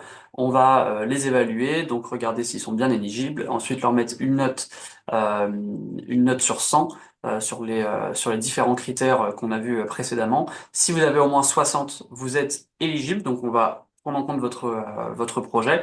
Et selon le budget qui est disponible, on va pouvoir le financer ou pas. Donc on part des projets qui ont obtenu la meilleure note et on finance jusqu'à ce qu'on n'ait plus de fonds disponibles. Donc vous pouvez avoir un projet qui a au-dessus de 60 mais qui n'est pas financé. Là, si vous voulez, par exemple en 2024, si vous voulez être sûr d'être financé, il fallait plutôt avoir une note qui s'approchait de 70. Une fois que cette période de 3 mois est passée, on vous donne une réponse, oui ou non. Est-ce qu'on va financer votre projet? Si c'est financé, on vous recontacte pour signer la convention. Cette convention va débloquer un préfinancement de 80%, donc vous allez recevoir 80% de la subvention de votre projet dès le début, ce qui va vous permettre vraiment de pouvoir lancer tous les côtés logistiques, la réservation des différents, enfin des moyens de transport, des logements, des choses comme ça, si besoin. Et ensuite, vous êtes libre de mettre en place votre projet sur la durée que vous avez déclarée. Si jamais il y a un changement, c'est-à-dire que vous aviez déclaré vous rendre dans un pays, finalement vous pouvez pas vous rendre dans ce pays-là pour une raison ou une autre, parce que sur l'appel à projet mobilité personnelle sportive, c'est vrai que je n'ai pas dit tout à l'heure, mais vous n'êtes pas obligé d'avoir identifié spécifiquement votre organisation au moment où vous candidatez. Vous pouvez simplement dire, voilà, on souhaiterait partir dans tel pays et bien expliquer votre projet. Donc, plus vous êtes précis, bien entendu, mieux vous serez noté. Mais c'est pas une obligation. Donc c'est possible qu'il y ait des petits changements en cours de route aussi sur la durée du projet en disant on voulait partir aux vacances de novembre, finalement ce sera plutôt en février. Donc contactez-nous si vous avez des questions cet ordre-là et nous on pourra y répondre et vous aider à modifier ça. Enfin voilà, le projet est réalisé, il se termine. Vous avez désormais une période de 2 mois, il me semble, un mois ou deux, 30 mois, 60 jours, enfin 30 jours, 60 jours, 2 mois, c'est bien ça, merci Titouan. Pour rédiger le rapport final. Le rapport final, c'est un formulaire qui ressemble beaucoup au formulaire de candidature et qui va en fait nous permettre d'évaluer si vous avez bien réalisé le projet comme on vous l'avait demandé. On va pas vous demander de justificatif des coûts que vous avez engagés. Comme vous l'avez vu avant, c'est un calcul qui est forfaitaire. Donc en fait, nous, on va pas attendre que vous dépensiez exactement les montants qu'on vous a attribués pour réaliser votre projet. On vous attribue un montant sur la base de votre candidature. À vous de vous débrouiller, entre guillemets, avec cette subvention pour réaliser votre projet. Petit dernier point, si votre demande est refusée, mais que voilà, vous avez un projet qu'on estime qu'il y a quand même du potentiel, que vous pouvez le retravailler, etc., comme on a quand même un appel à projet tous les 6 mois, n'hésitez pas soit à revenir vers nous, soit nous, on viendra vers vous, on vous recontactera pour vous raccompagner sur éventuellement une recandidature si ça vous intéresse toujours. Un grand merci et j'en profite pour prendre quelques questions à la volée pendant que ça concerne cet appel à projet. Quel est le reste à charge pour le club présenté par Clémence, pardon. Est-ce qu'on est sur du 20, 20, 80 ou pas forcément? Quand nous, on parle de 80%, c'est 80% de préfinancement, c'est-à-dire qu'en fait, la subvention, elle vous est versée au tout début, au moment où on signe la convention, hop, on vous donne les 80% et à l'issue du rapport final, donc le rapport final, c'est une partie, bon, Clémence, tu n'as pas encore vu, mais vous nous remplissez vos mobilités, vous dites, bah, toutes les personnes sont parties de telle date à telle date. Et ensuite, on vous pose des questions, comment ça s'est passé, quelles sont les compétences acquises, etc. On vous pose des questions et là, on vous verse les 20% restants. Et ensuite, sur les questions de cofinancement, préfinancement, tout ça, donc sur la question de cofinancement, comme l'a dit Mathurin, on vous donne un montant par rapport au nombre de jours, nombre de personnes, distance. Et en fait, c'est à vous de faire par rapport à ça, dans le sens où si vous dépassez le budget, bon bah en fait on ne pourra pas financer plus, c'est à vous de cofinancer. Si vous êtes inférieur, bon, bah, vous gardez le bénéfice, réinjectez-le dans les activités de l'association et des projets qui vont servir le même objectif. Et si vous êtes pile, vous êtes pile. Ça veut dire que nous, on a financé à 100%. Très bien, en fait, on va même pas être regardant en fait, du budget que vous dépensez réellement. En fait, on va dire, si vous le faites, on se propose de vous donner ça. Et nous, avec la France, on a décidé de mettre les budgets un peu le plus haut possible par rapport au cadrage que nous donne la Commission européenne, de manière en fait à ce que les clubs, ils aient quasiment aucun reste à charge par rapport à ça, et que le budget qu'on vous donne, il permette quasiment à 100% de financer vos projets. Donc voilà, c'est ce que Mathurin présentait avec le tableau et ses subventions forfaitaires. Et c'est normal que ce soit pas clair pour tout le monde parce que c'est assez étonnant comme manière de fonctionner pour des financements publics. Et en fait, l'idée derrière ça, c'est vraiment en fait bah, de s'adapter à vous, en fait, de se dire, on va simplifier un maximum. On va pas vous demander vos devis de tickets de bus à Luxembourg, par exemple. On va juste vous dire, bon bah en fait, vous allez à Luxembourg pendant tant de jours, très bien. Bah, par personne, on va vous donner 191 euros par jour et par personne. Ça fait telle distance, bon bah très bien, vous parcourez telle distance, on vous donne tel montant. Et ensuite, bon, vous avez tant de participants qui sont impliqués, bon bah on vous donne juste pour vos frais RH, vos management, le temps que vous allez y passer, 350 euros par participant. Et ensuite, la subvention, elle se construit comme ça. Et parmi les slides cachés qu'on ne vous montre pas, il y a une petite slide avec un projet fictif qui vous montre comment ça fonctionne. Donc on a pris un projet, pas tout à fait fictif, mais un club de handball en Bretagne qui partait à Barcelone. Et en fait, on vous montre comment la subvention, elle augmente. Et Mathurin, il sourit parce que c'est mon ancien club de handball. Des projets non financés. Donc, on a pas mal aussi de questions dans le chat de est-ce qu'on peut faire partie des jeunes? On a un projet en lien avec la Palestine, tout ça. Et en fait, c'est un peu l'idée de cette slide de transition avant de donner aussi la parole à Laura. Mais c'est pour vous présenter des types de projets qui ne sont pas finançables sur cet appel à projet, mobilité personnelle sportif, mais qui peuvent être quand même sur d'autres appels à projet. À partir du moment où il y a des mobilités avec d'autres partenaires européens, des échanges, tout ça, même si vous n'êtes pas forcément éligible sur mobilité personnelle sportif, c'est peut-être le cas sur un autre appel à projet. D'où la nécessité un petit peu de comprendre cette question de secteur du programme par rapport au type de participants et à vos objectifs. Premier exemple, c'est un club de tennis qui nous a fait un projet, bon, c'est un peu des fictifs aussi, hein, mais on a grossi un peu les traits sur leur préparateur physique, qui veulent aller voir un club au Danemark pour essayer de travailler en fait sur les questions de techniques de préparation physique, mentale, etc. Et vraiment un projet avec objectif d'atteindre le top niveau en, en France. C'est pas du tout un projet qui nous intéresse parce que c'est vraiment un projet recherche de haut niveau. On n'est pas sur le sport de masse, on est vraiment sur les questions de haut niveau, recherche de performance. Donc, c'est pas du tout les objectifs de l'appel à projet. Ils n'ont pas réussi à aligner leurs objectifs de projet avec ceux de l'appel à projet. Ils n'ont pas été financés. Ensuite, on a des organismes de formation qui viennent vers nous qui disent, bon, on aimerait bien faire partir nos formats, enfin, nos stagiaires, nos apprenants qui sont en BPGEPS, DEGEPS, DESGEPS, etc. pour leur faire une nouvelle une nouvelle approche des questions d'apprentissage de leur futur métier dans d'autres endroits. Pas de souci, c'est pas du tout éligible sur le volet mobilité personnel sportif parce qu'ils ne sont pas personnels sportifs au sens du programme Erasmus. Par contre, c'est tout à fait possible sur un autre appel à projet que Laura va présenter juste après, l'action clé 1, EFP. Et ensuite, il y a des associations qui nous présentent, donc là je mets insertion par le sport, mais le classique, hein, c'est un club qui nous dit bon, on peut partir avec des jeunes à tel endroit. Bon, bah, les jeunes ne sont pas personnels sportifs, ce n'est pas éligible sur cet appel à projet. Mais par contre, à partir du moment où en fait, ça va bénéficier aux jeunes que le sport, c'est que le support ou c'est que l'excuse de rassembler, c'est que le centre d'intérêt commun entre les groupes qui permet de lever les barrières linguistiques, les barrières culturelles, tout ça, c'est tout à fait éligible sur un volet action clé 1 jeunesse. Et donc, c'est là, en fait, qu'il faut que vous ayez cette subtilité, en fait, de dire, bon, bah, nous, nos publics jeunes, c'est plutôt jeunesse, parce qu'en fait, c'est pas un objectif sport, c'est un objectif jeunesse. L'objectif étant de les faire apprendre mieux, bon, c'est un objectif formation éducatif. Donc, on va aller plutôt sur ce volet-là. Et c'est un peu pour ça qu'on est là, et c'est aussi pour ça que le Point national d'information est là, évidemment, pour diriger vers les bonnes personnes. Mais bon, après avoir participé à ce webinaire, on espère que vous saurez. Donc, petite présentation des autres typologies d'appels à projets qui existent sur l'action clé 1 du volet jeunesse. On a la mobilité, par exemple, des acteurs de jeunesse. Donc, vous, en tant que personnel sportif, vous pourriez être également acteur de jeunesse. Il y a des éducateurs spécialisés, vous pourriez également être acteur de jeunesse ou vous définir comme tel. Euh, Vous êtes un club, vous êtes un coach, bon bah venez sur la mobilité des personnels sportifs. Par contre, il y a pas mal de questions sur est-ce qu'on peut faire des voyages d'études ou des visites d'observation en Palestine. C'est pas éligible sur le volet sport, mais par contre, c'est éligible sur le volet jeunesse, la Palestine, comme le Liban, comme les pays Sud-Med, etc. Donc, ce qu'on appelle, nous, dans le programme, les pays du voisinage, entre guillemets, qui sont en proximité. Donc là, ce serait possible de faire une mobilité des acteurs de jeunesse avec vos personnes qui travaillent dans le monde du sport en Palestine, avec des modalités de financement qui sont quasiment identiques à ce que vous a présenté Mathieu. Ensuite, il y a la possibilité de faire des échanges de jeunes. Donc là, c'est avec vos bénéficiaires. Ça, c'est le classique, c'est ce que tout le monde en général veut faire. Peu de personnes pensent au personnel sportif, à comment vous pourriez vous enrichir, monter en compétences. Tout le monde veut faire des projets pour les jeunes et c'est tout à fait à votre honneur et c'est normal. Donc ça, c'est possible sur le volet échange de jeunes. L'idée, c'est d'avoir 2 groupes ou minimum 2 groupes qui se rassemblent, soit chez vous, soit chez eux, soit de manière réciproque, et ainsi de suite. Après, on rentrera, si ça vous intéresse, on rentrera, enfin, pas ici, mais dans le détail vraiment des conditions d'éligibilité. Mais voilà, il y a des possibilités de faire ça.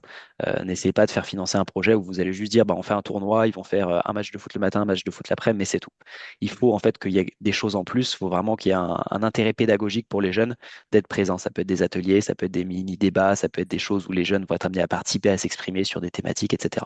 Je me rends compte que j'ai recommencé à parler un petit peu vite.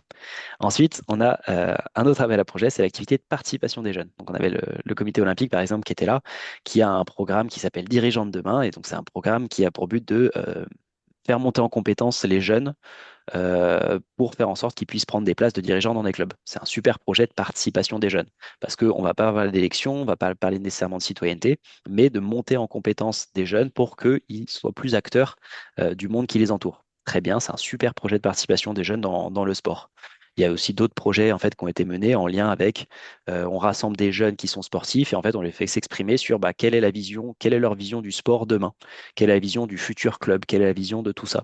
Et en fait, à partir du moment où on va les faire s'exprimer, on va les faire réfléchir, on va leur donner les outils c'est des activités de participation des jeunes, avec des modalités qui sont très distinctes et assez originales pour les activités de participation. C'est que vous n'avez pas besoin d'avoir un partenaire européen. Donc, ça peut être fait juste à l'échelle de votre organisation. Et typiquement, on a pas mal de collectivités qui ont des conseils de jeunes qui vont travailler là-dessus. Mais si vous faites demain une consultation à l'échelle de tous les clubs de votre territoire, par exemple, si vous êtes une collectivité, c'est des choses qui pourraient être éligibles. Là, je suis en train de vraiment faire un petit panorama des possibilités et en fonction de ce qui vous intéresse, vous retrouverez après les différents webinaires qui présentent de manière très spécifique ces appels à projets. Et enfin, on a Discover EU Inclusion. Donc, le petit jeu de mots Discover EU, découvrir l'Europe et le volet inclusion. Donc, nous, Discover EU, c'est un programme qui permet de financer des passes interrail pour les jeunes qui sont sur leur année des 18 ans. Et Discover EU Inclusion, c'est pour les jeunes de 18 ans et un peu plus, de 18 à 21 ans en 2025, qui souhaitent partir avec un pass interrail, mais avec un accompagnateur qui n'aurait pas eu les moyens ou bah, qui auraient eu des freins quelconques à la mobilité. Et là, nous, on se propose avec le programme, en répondant à un appel à projet, de financer le pass interrail et en plus des frais de restauration, des frais de déplacement, etc. etc.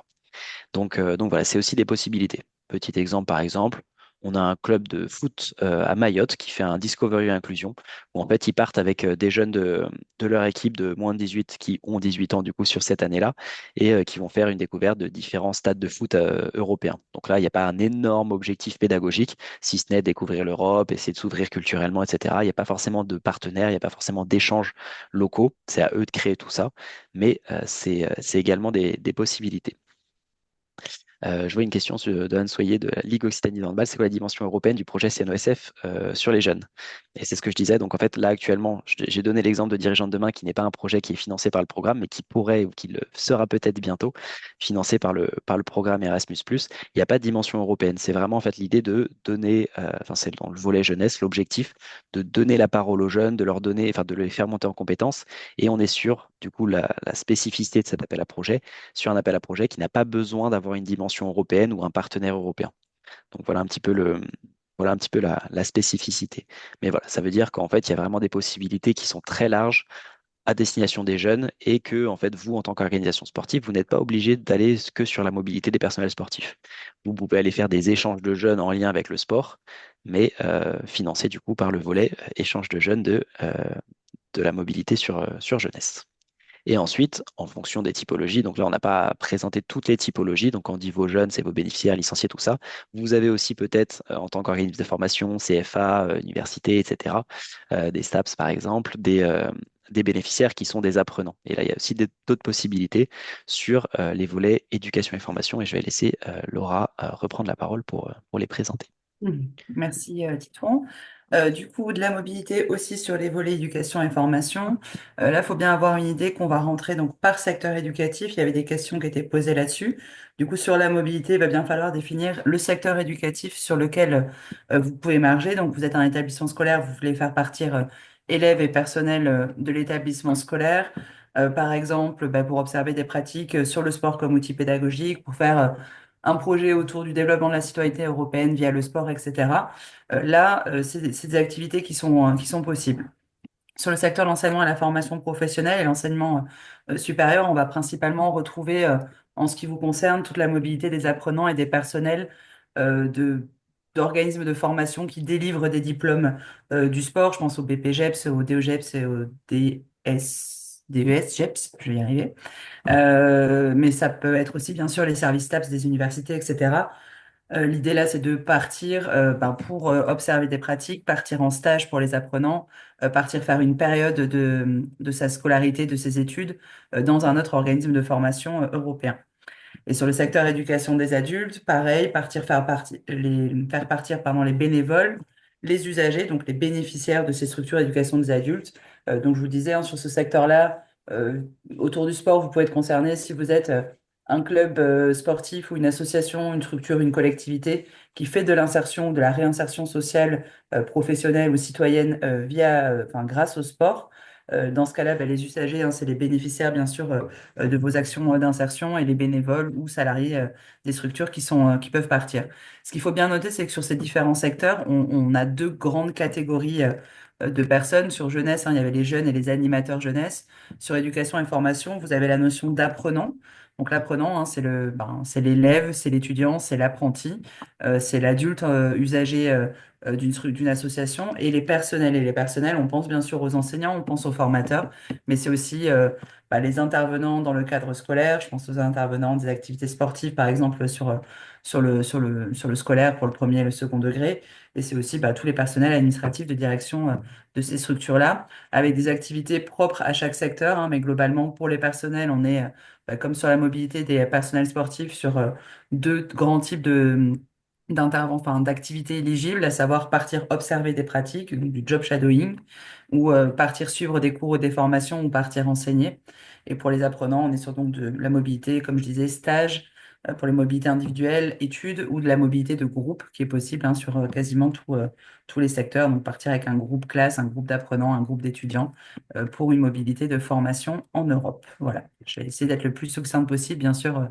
C'est un résumé très très large. N'hésitez pas à poser des questions si vous voulez plus d'informations ou à revenir vers nous. Merci beaucoup, Laura. À la limite, je vais te poser la première question qui s'adresse à toi. Sur le volet formation, y a-t-il une limite dans le nombre de personnes pouvant bénéficier du projet mobilité sur un seul projet? Alors, sur un seul projet, il n'y a pas de limite. Ça va dépendre un petit peu de votre voie d'accès dans les projets de mobilité. Du coup, on vous a présenté sur les projets de mobilité sport, c'est en effet 10 mobilités, hein, il me semble, hors visite préparatoire qui sont éligibles. Si vous déposez votre projet de mobilité, deux manières d'y rentrer dans l'éducation et formation, soit via une accréditation, et dans ce cas-là, vous n'êtes pas limité, c'est-à-dire que vous demandez autant de mobilité que vous voulez pour vos personnels ou vos apprenants. Si vous passez par la deuxième voie d'accès, donc qui ne nécessite pas d'accréditation, qui est ce qu'on appelle les projets de mobilité de courte durée, bon là on est sur des projets qui sont ponctuels, c'est-à-dire vraiment une candidature, un financement, une durée de projet, un rapport final. Là vous êtes limité à 30 mobilités hors visite préparatoire et accompagnateur. Donc là en effet il faudra panacher les activités que vous souhaitez réaliser pour atteindre ce maximum de 30. Voilà, ça peut être 20 élèves qui partent, 10 enseignants, comme ça peut être 30 mobilités de personnel, comme ça peut être 30 mobilités d'élèves et des accompagnateurs en plus.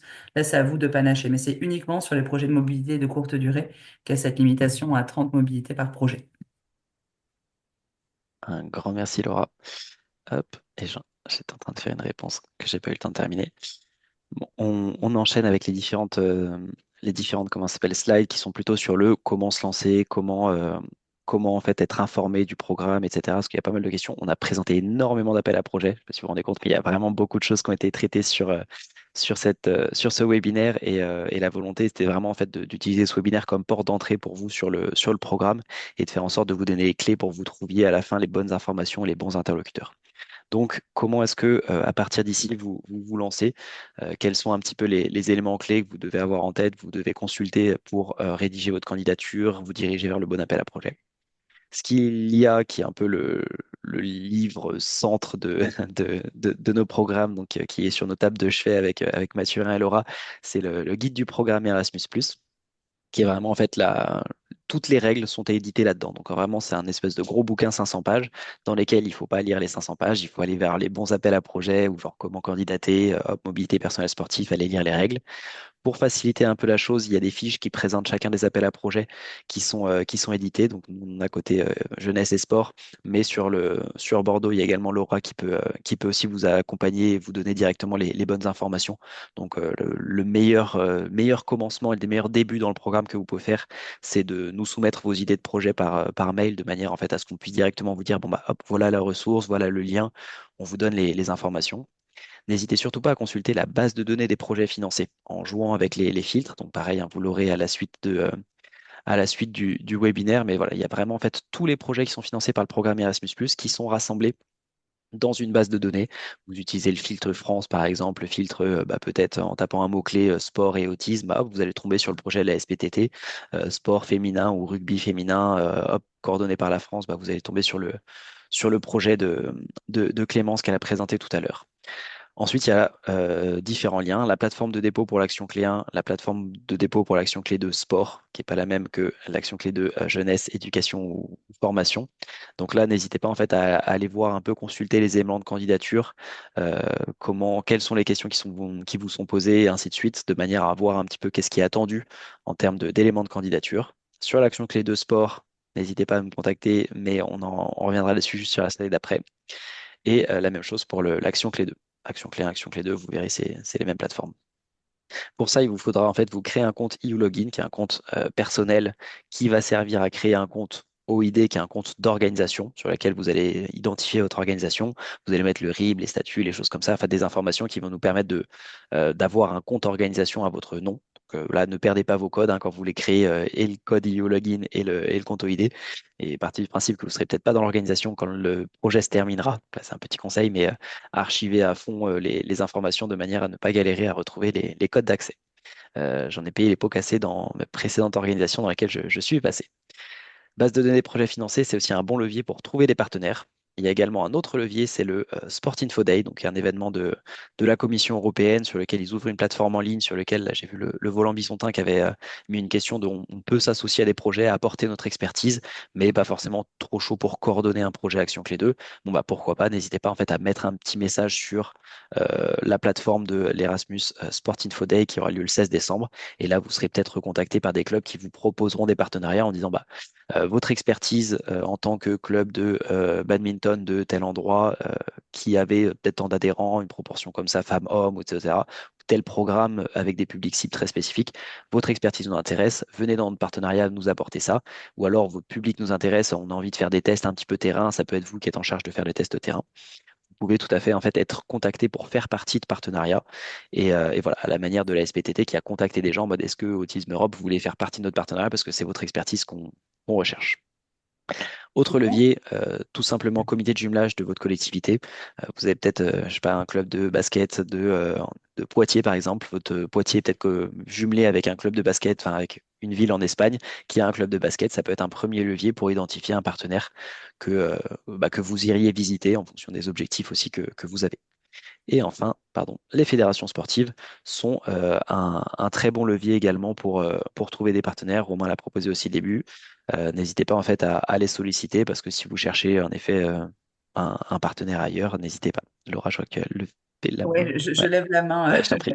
Non, je fais remonter une réponse qu'a apportée Cédric Domas dans le chat. Une bonne idée pour trouver des partenaires, de penser à s'adresser au bureau de représentation de leur territoire à Bruxelles pour aider à identifier via le réseau des collectivités européennes à Bruxelles avec le lien vers, euh, vers le site dédié. Donc ça peut être aussi voilà, je fais remonter pour que tout le monde en bénéficie Carrément. de cette réponse apportée dans le chat.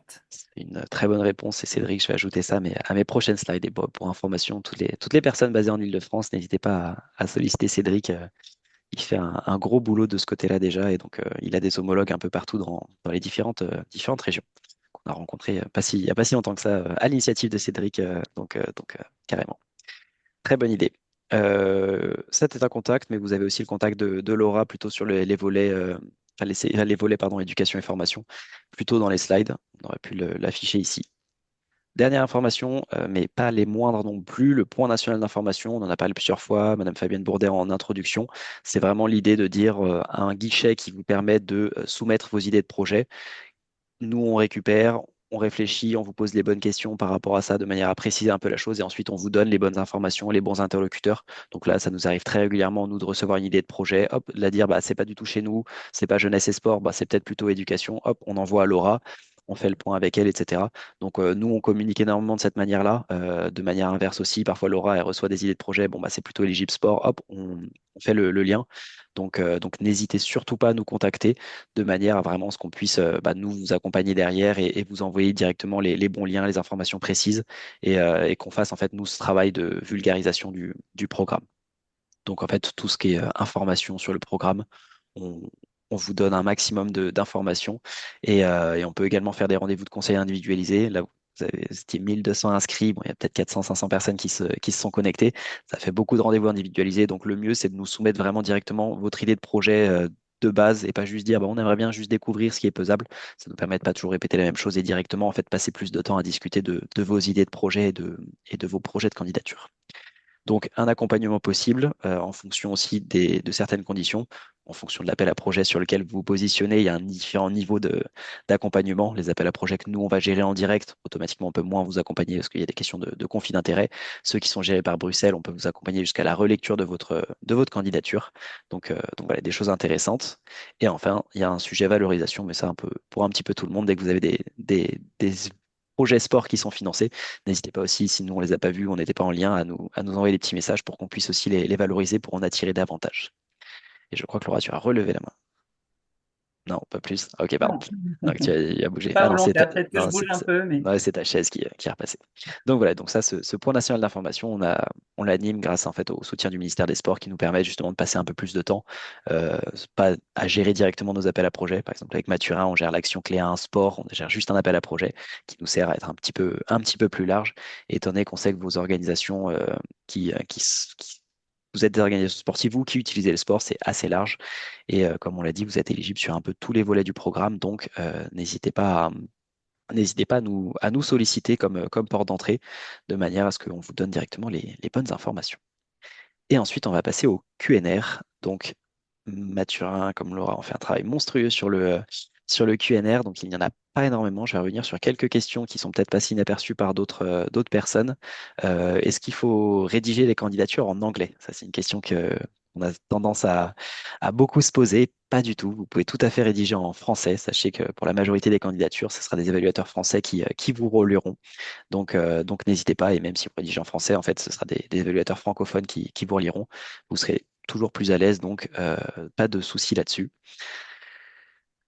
Ensuite, est-ce que Mathurin, tu as vu des questions qui valent le coup d'être précisées à l'oral? Euh, on- Alors dit comme ça, Il y en a beaucoup qui valent le coup, mais est-ce que tu en as en ouais, bah tête? après, non, il y a un point qui est beaucoup revenu, mais t'as déjà un peu répondu, c'était sur comment trouver des partenaires, quels sont aussi les pays éligibles, on en a eu plusieurs. Mais du coup, voilà, comment trouver des partenaires, ça a déjà été dit, à travers votre réseau local, fédéral, les pays dans lesquels vous pouvez partir. Donc sur le volet sport, les pays européens, essentiellement Union européenne, plus quelques pays que vous retrouverez dans la présentation. Et sur les volets jeunesse, il y a aussi des pays des Balkans, des pays du Caucase et des pays du sud de la Méditerranée qui s'ajoutent. Top. En parallèle de tout ça, on continue un petit peu à parler, mais on a lancé un petit sondage pour savoir un petit peu c'est quoi votre niveau de satisfaction sur ce webinaire. Soyez le plus franc possible, pas besoin d'épargner nos sentiments parce que c'est complètement anonyme. Et l'objectif de ce petit webinaire, c'est qu'on puisse aussi, on vous enverra un vrai formulaire d'évaluation à la suite de ça, mais on se doute qu'il y aura un petit peu moins de taux de réponse. Mais voilà, n'hésitez pas à y répondre de manière à ce que nous, on ait une vision aussi claire un petit peu. On a tenté une nouvelle approche. Souvent, on présentait Action Clé 1 Sport, Action Clé 2 Sport et le reste de manière assez succincte. Là, on a essayé vraiment de vous faire comprendre la totalité du programme pour que vous puissiez vous-même vous situer. Donc ouais, n'hésitez surtout pas à vous exprimer.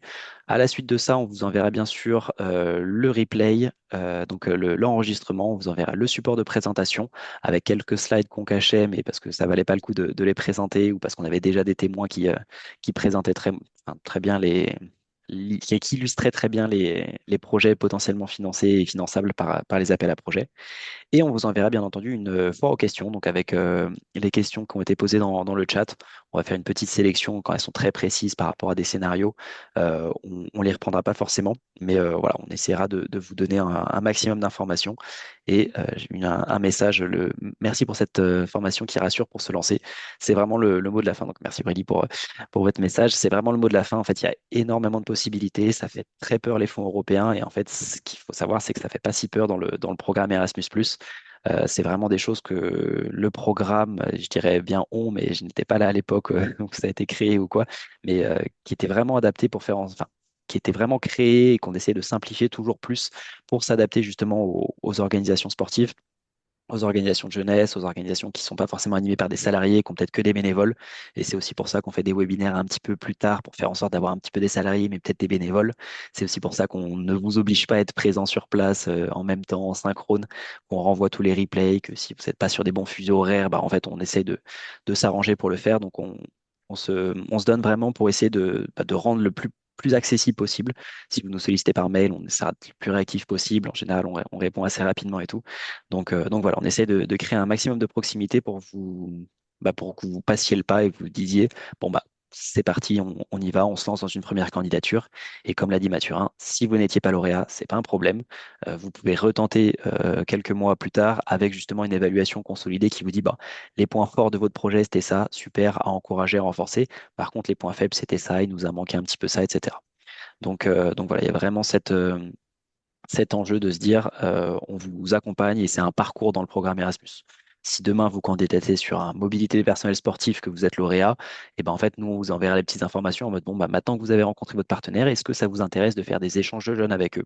Et comme ça vous pourrez faire des échanges de jeunes avec eux. Et ensuite bon bah très bien, vous vous êtes rendu compte que vous aviez une problématique commune, c'est peut-être une problématique qui est commune à d'autres. Est-ce que vous n'avez pas envie de produire un livrable pour apporter une solution? Bon hop, vous allez aller sur l'action clé 2. Donc voilà, il y a vraiment cette notion de se lancer. Donc n'hésitez surtout pas. Et ensuite, si vous avez des questions, le mieux, c'est de nous poser des questions par mail en précisant toujours votre région, votre idée de projet si possible et le nom de votre organisation. Nous, ça permet aussi de rediriger vers les bons, parce qu'on a souvent des répartitions régionales, vers les bonnes personnes, les bons interlocuteurs, et du coup de vous répondre plus efficacement. Parce que quand vous nous posez une question, ça va peut-être dépendre de votre type d'organisation, ça va peut-être dépendre de votre région, ça va peut-être dépendre de certaines choses.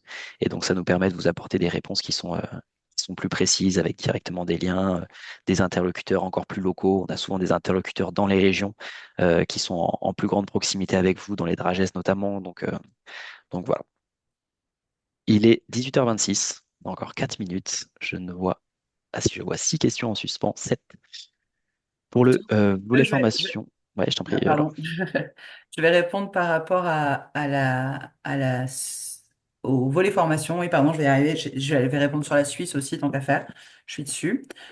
Pour le volet formation, ça dépend en fait des appels à projets, mais du coup, on a principalement une date, donc en février pour tous les projets de mobilité et une seule date en mars pour tous les projets de partenariat. Il existait autrefois un deuxième round pour les partenariats simplifiés en octobre qui a été supprimé là sur le guide 2025. Donc, un seul appel février pour les projets de mobilité de courte durée et mobilité accréditée et mars pour les projets de partenariat. Et si vous souhaitez déposer une accréditation, dans ce cas-là, c'est en octobre pour pouvoir déposer l'année suivante un projet de mobilité accrédité. Et j'en profite parce qu'il y a beaucoup de questions sur la Suisse. La Suisse, elle ne fait pas partie ni des 27 pays de l'UE, ni des pays tiers associés au programme. Du coup, la participation de la Suisse, elle est extrêmement limitée.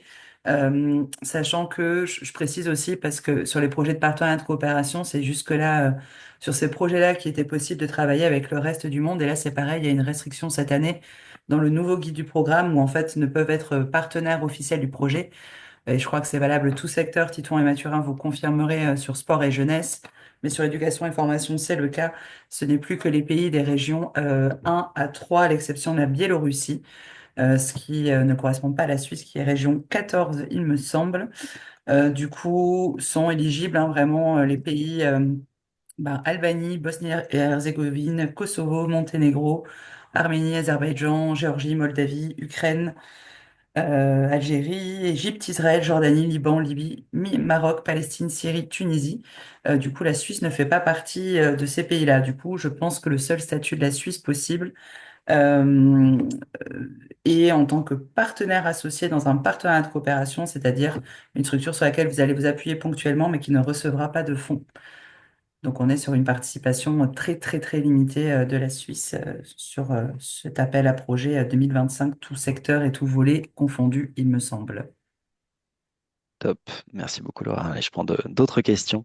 On a une question, quel est le lien avec le service civique, est-ce qu'on peut en emmener? Donc je l'ai rapidement mentionné au début, en fait on fait juste partie du groupement d'intérêt public qui s'appelle Agence du service civique et qui va gérer 3 programmes. Le programme service civique que vous connaissez sûrement, le programme Erasmus Jeunesse et Sport et ensuite, enfin, les programmes, et ensuite bon, le programme dans ses volets Jeunesse et Sport et le programme Corps européen de solidarité. Donc il n'y a pas de lien particulier, c'est juste qu'on a des adresses avec des noms de domaine service civique, c'est pas toujours très clair mais aucun lien avec ces programmes-là qui sont vraiment distincts et qui vivent de manière différente. On a une question, une association bénéficiant déjà d'un financement européen, opération FEDER ou FSE+, donc un fonds structurel, peut-elle prétendre et candidater? Tout à fait, c'est des fonds européens qui sont totalement distincts, donc vous pouvez tout à fait candidater. On a assez peu de max de candidatures, je crois que c'est 5 candidatures en fonction des appels à projets, etc. Donc voilà, ne vous limitez pas. Attention par contre en fait aux questions de double financement public, de manière en fait à ne pas financer 2 fois la même action avec des fonds public, parce que sinon, automatiquement, vous vous doutez bien qu'il y a un petit problème de ce côté-là.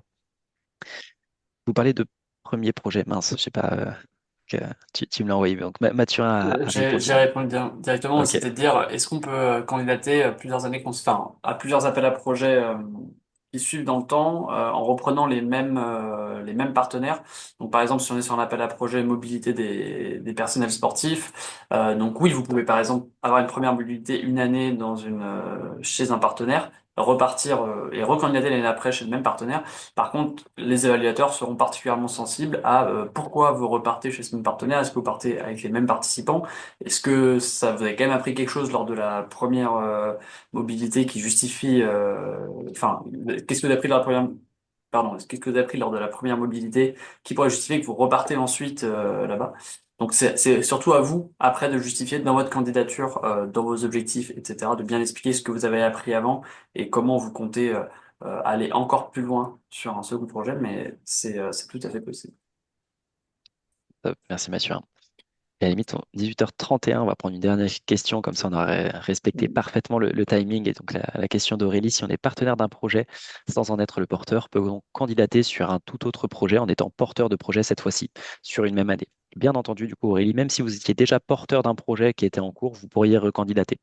Nos règles, bon, ça dépend ensuite des appels à projets, etc. Donc n'hésitez surtout pas à à nous les soumettre en fait par mail en nous expliquant la situation. Comme ça, on vous envoie la règle précise, etc., de manière que vous n'ayez pas de surprise au moment de soumettre la candidature. Mais c'est tout à fait possible. Techniquement, vous pouvez même en fait avoir 3, 4, 5 projets sur le même appel à projet sur la même année. Ça arrive très peu, c'est pour les méga organisations qui ont beaucoup d'habitude, etc., ou qui ont des tout petits projets. Mais oui, c'est techniquement faisable. Donc, ouais, n'hésitez surtout pas à nous le faire. Et je ne savais pas que la Fédé de hand, et je crois que c'était la Fédé de hand qui posait la question, était partenaire d'un projet. Donc, on est une méga organisation. Alors, je suis handballeur moi-même, donc on ne peut plus d'accord. Donc voilà, donc n'hésitez pas à me soumettre vos idées de projet. Je serais ravi de vous aider. Et pour information, on a financé début 2024 la Ligue de Grand Est de handball aussi et un autre club handball Pays de Vannes en Bretagne. Vous semblez maîtriser à fond les ballons, la notion de secteur, action, volet, clé, numéro. J'avoue mélanger un peu les pinceaux entre ces différents mégatermes. Je comprends qu'il existe pour les besoins de structuration, mais en tant que porteur, outsider du programme Erasmus+, je me questionne, est-ce qu'il y a un dictionnaire de ces mégatermes? Ça va être super pour conclure ce webinaire. C'était vraiment, enfin, l'idée, c'était justement de ce webinaire, c'est vraiment de vous faire comprendre tout ça. C'est surtout le action clé 1, action clé 2, et ensuite, en fonction de vos objectifs, nous, on est surtout là pour vous aider, en fait, vous guider et faire ce guichet-là, en fait, faire cette vulgarisation, parce que oui, on en a besoin un petit peu pour s'y retrouver et pour essayer de structurer la chose. Pour autant, même pour tout le monde en interne, je pense que c'est pas tout à fait hyper clair. Donc, c'est pas grave si vous ne connaissez pas, si vous ne maîtrisez pas tous ces termes-là. Même moi, pour préparer le webinaire, je me suis enfin, pas mal confondu entre volets et secteurs du programme. Donc voilà, n'hésitez surtout pas en fait à nous soumettre vos idées de projet et nous, on vous dira le mieux, c'est d'aller sur l'action clé 1 qui est machin avec le bon lien qui correspond de manière à ce que ouais, on puisse vous diriger sans que vous ayez besoin d'avoir un niveau de technicité qui soit vraiment très précis sur le programme parce que c'est pas ce qu'on vous demande non plus d'avoir d'être technicien du programme Erasmus+. Vous avez déjà assez de boulot avec vos publics et en leur apportant du sport, etc. Donc, pas de souci, Sabine, si vous n'êtes pas experte et que vous n'avez pas tout parfaitement maîtrisé, même si c'est un peu l'objectif de ce webinaire-là, mais c'est normal. Attendez-vous à des mails de ma part, mais on s'attend à des mails de votre part à toutes et à tous. Et en tout cas, on vous remercie pour votre attention. On espère que ça vous a plu ce webinaire, que ça a répondu à vos attentes. Vous êtes à peu près 96% à avoir répondu que c'était satisfait ou très satisfait. Donc, du coup, nous sommes satisfaits également que ça ait répondu à vos attentes. Et voilà, n'hésitez pas, quand vous recevez aussi l'enregistrement, le mail, le support, etc., à le transférer de manière à ce que ça puisse aider d'autres organisations de vos réseaux. C'est pas grave s'ils n'ont pas participé, c'est pas grave s'ils n'étaient pas inscrits, qu'ils n'étaient pas vu la communication. Il n'y a pas de souci, on n'est pas du tout sur de l'information qui est secrète, donc n'hésitez pas à diffuser autour de vous. Et petit appel aux têtes de réseau qui restent parmi vous si vous souhaitez organiser des webinaires similaires ou simplifiés ou spécifiques à des appels à projets à destination de vos réseaux. Nous, c'est un besoin qu'on a d'atteindre les réseaux les plus locaux et d'atteindre toutes les organisations. Donc, n'hésitez pas à nous solliciter pour qu'on puisse se mettre ensemble. Avec Mathurin, on en a déjà 3 cette semaine qui sont prévus, même 4, je crois, qui sont prévus avec des différentes têtes de réseau. Donc on sera ravis de se rendre disponible pour vos réseaux, de manière à les informer, de faire en sorte que peut-être qu'il y ait plein d'orgas handball qui candidatent, plein d'orgas tel orga, etc. Enfin, plein d'orgas UFOLEP, etc., etc. On vous abandonne là-dessus. Très belle fin de journée à vous, très belle semaine, très belle fête de fin d'année. Et ensuite, on espère avoir de nombreuses candidatures qui viennent de votre part dans les prochaines semaines sur nos formulaires, enfin, sur nos formulaires de candidature. Merci beaucoup Mathurin, merci beaucoup Laura, merci à nos intervenants, à nos intervenantes, merci à nos partenaires, merci à tous d'avoir été présents et c'est surtout vous qu'il faut remercier parce que c'est vous qui faites vivre un petit peu le sport sur les territoires et qui apportez aux jeunes et qui ont motivé des jeunes comme moi, mais comme nous à s'engager pour le sport aussi. Donc voilà, merci à vous pour ce que vous faites et très belle fin de journée.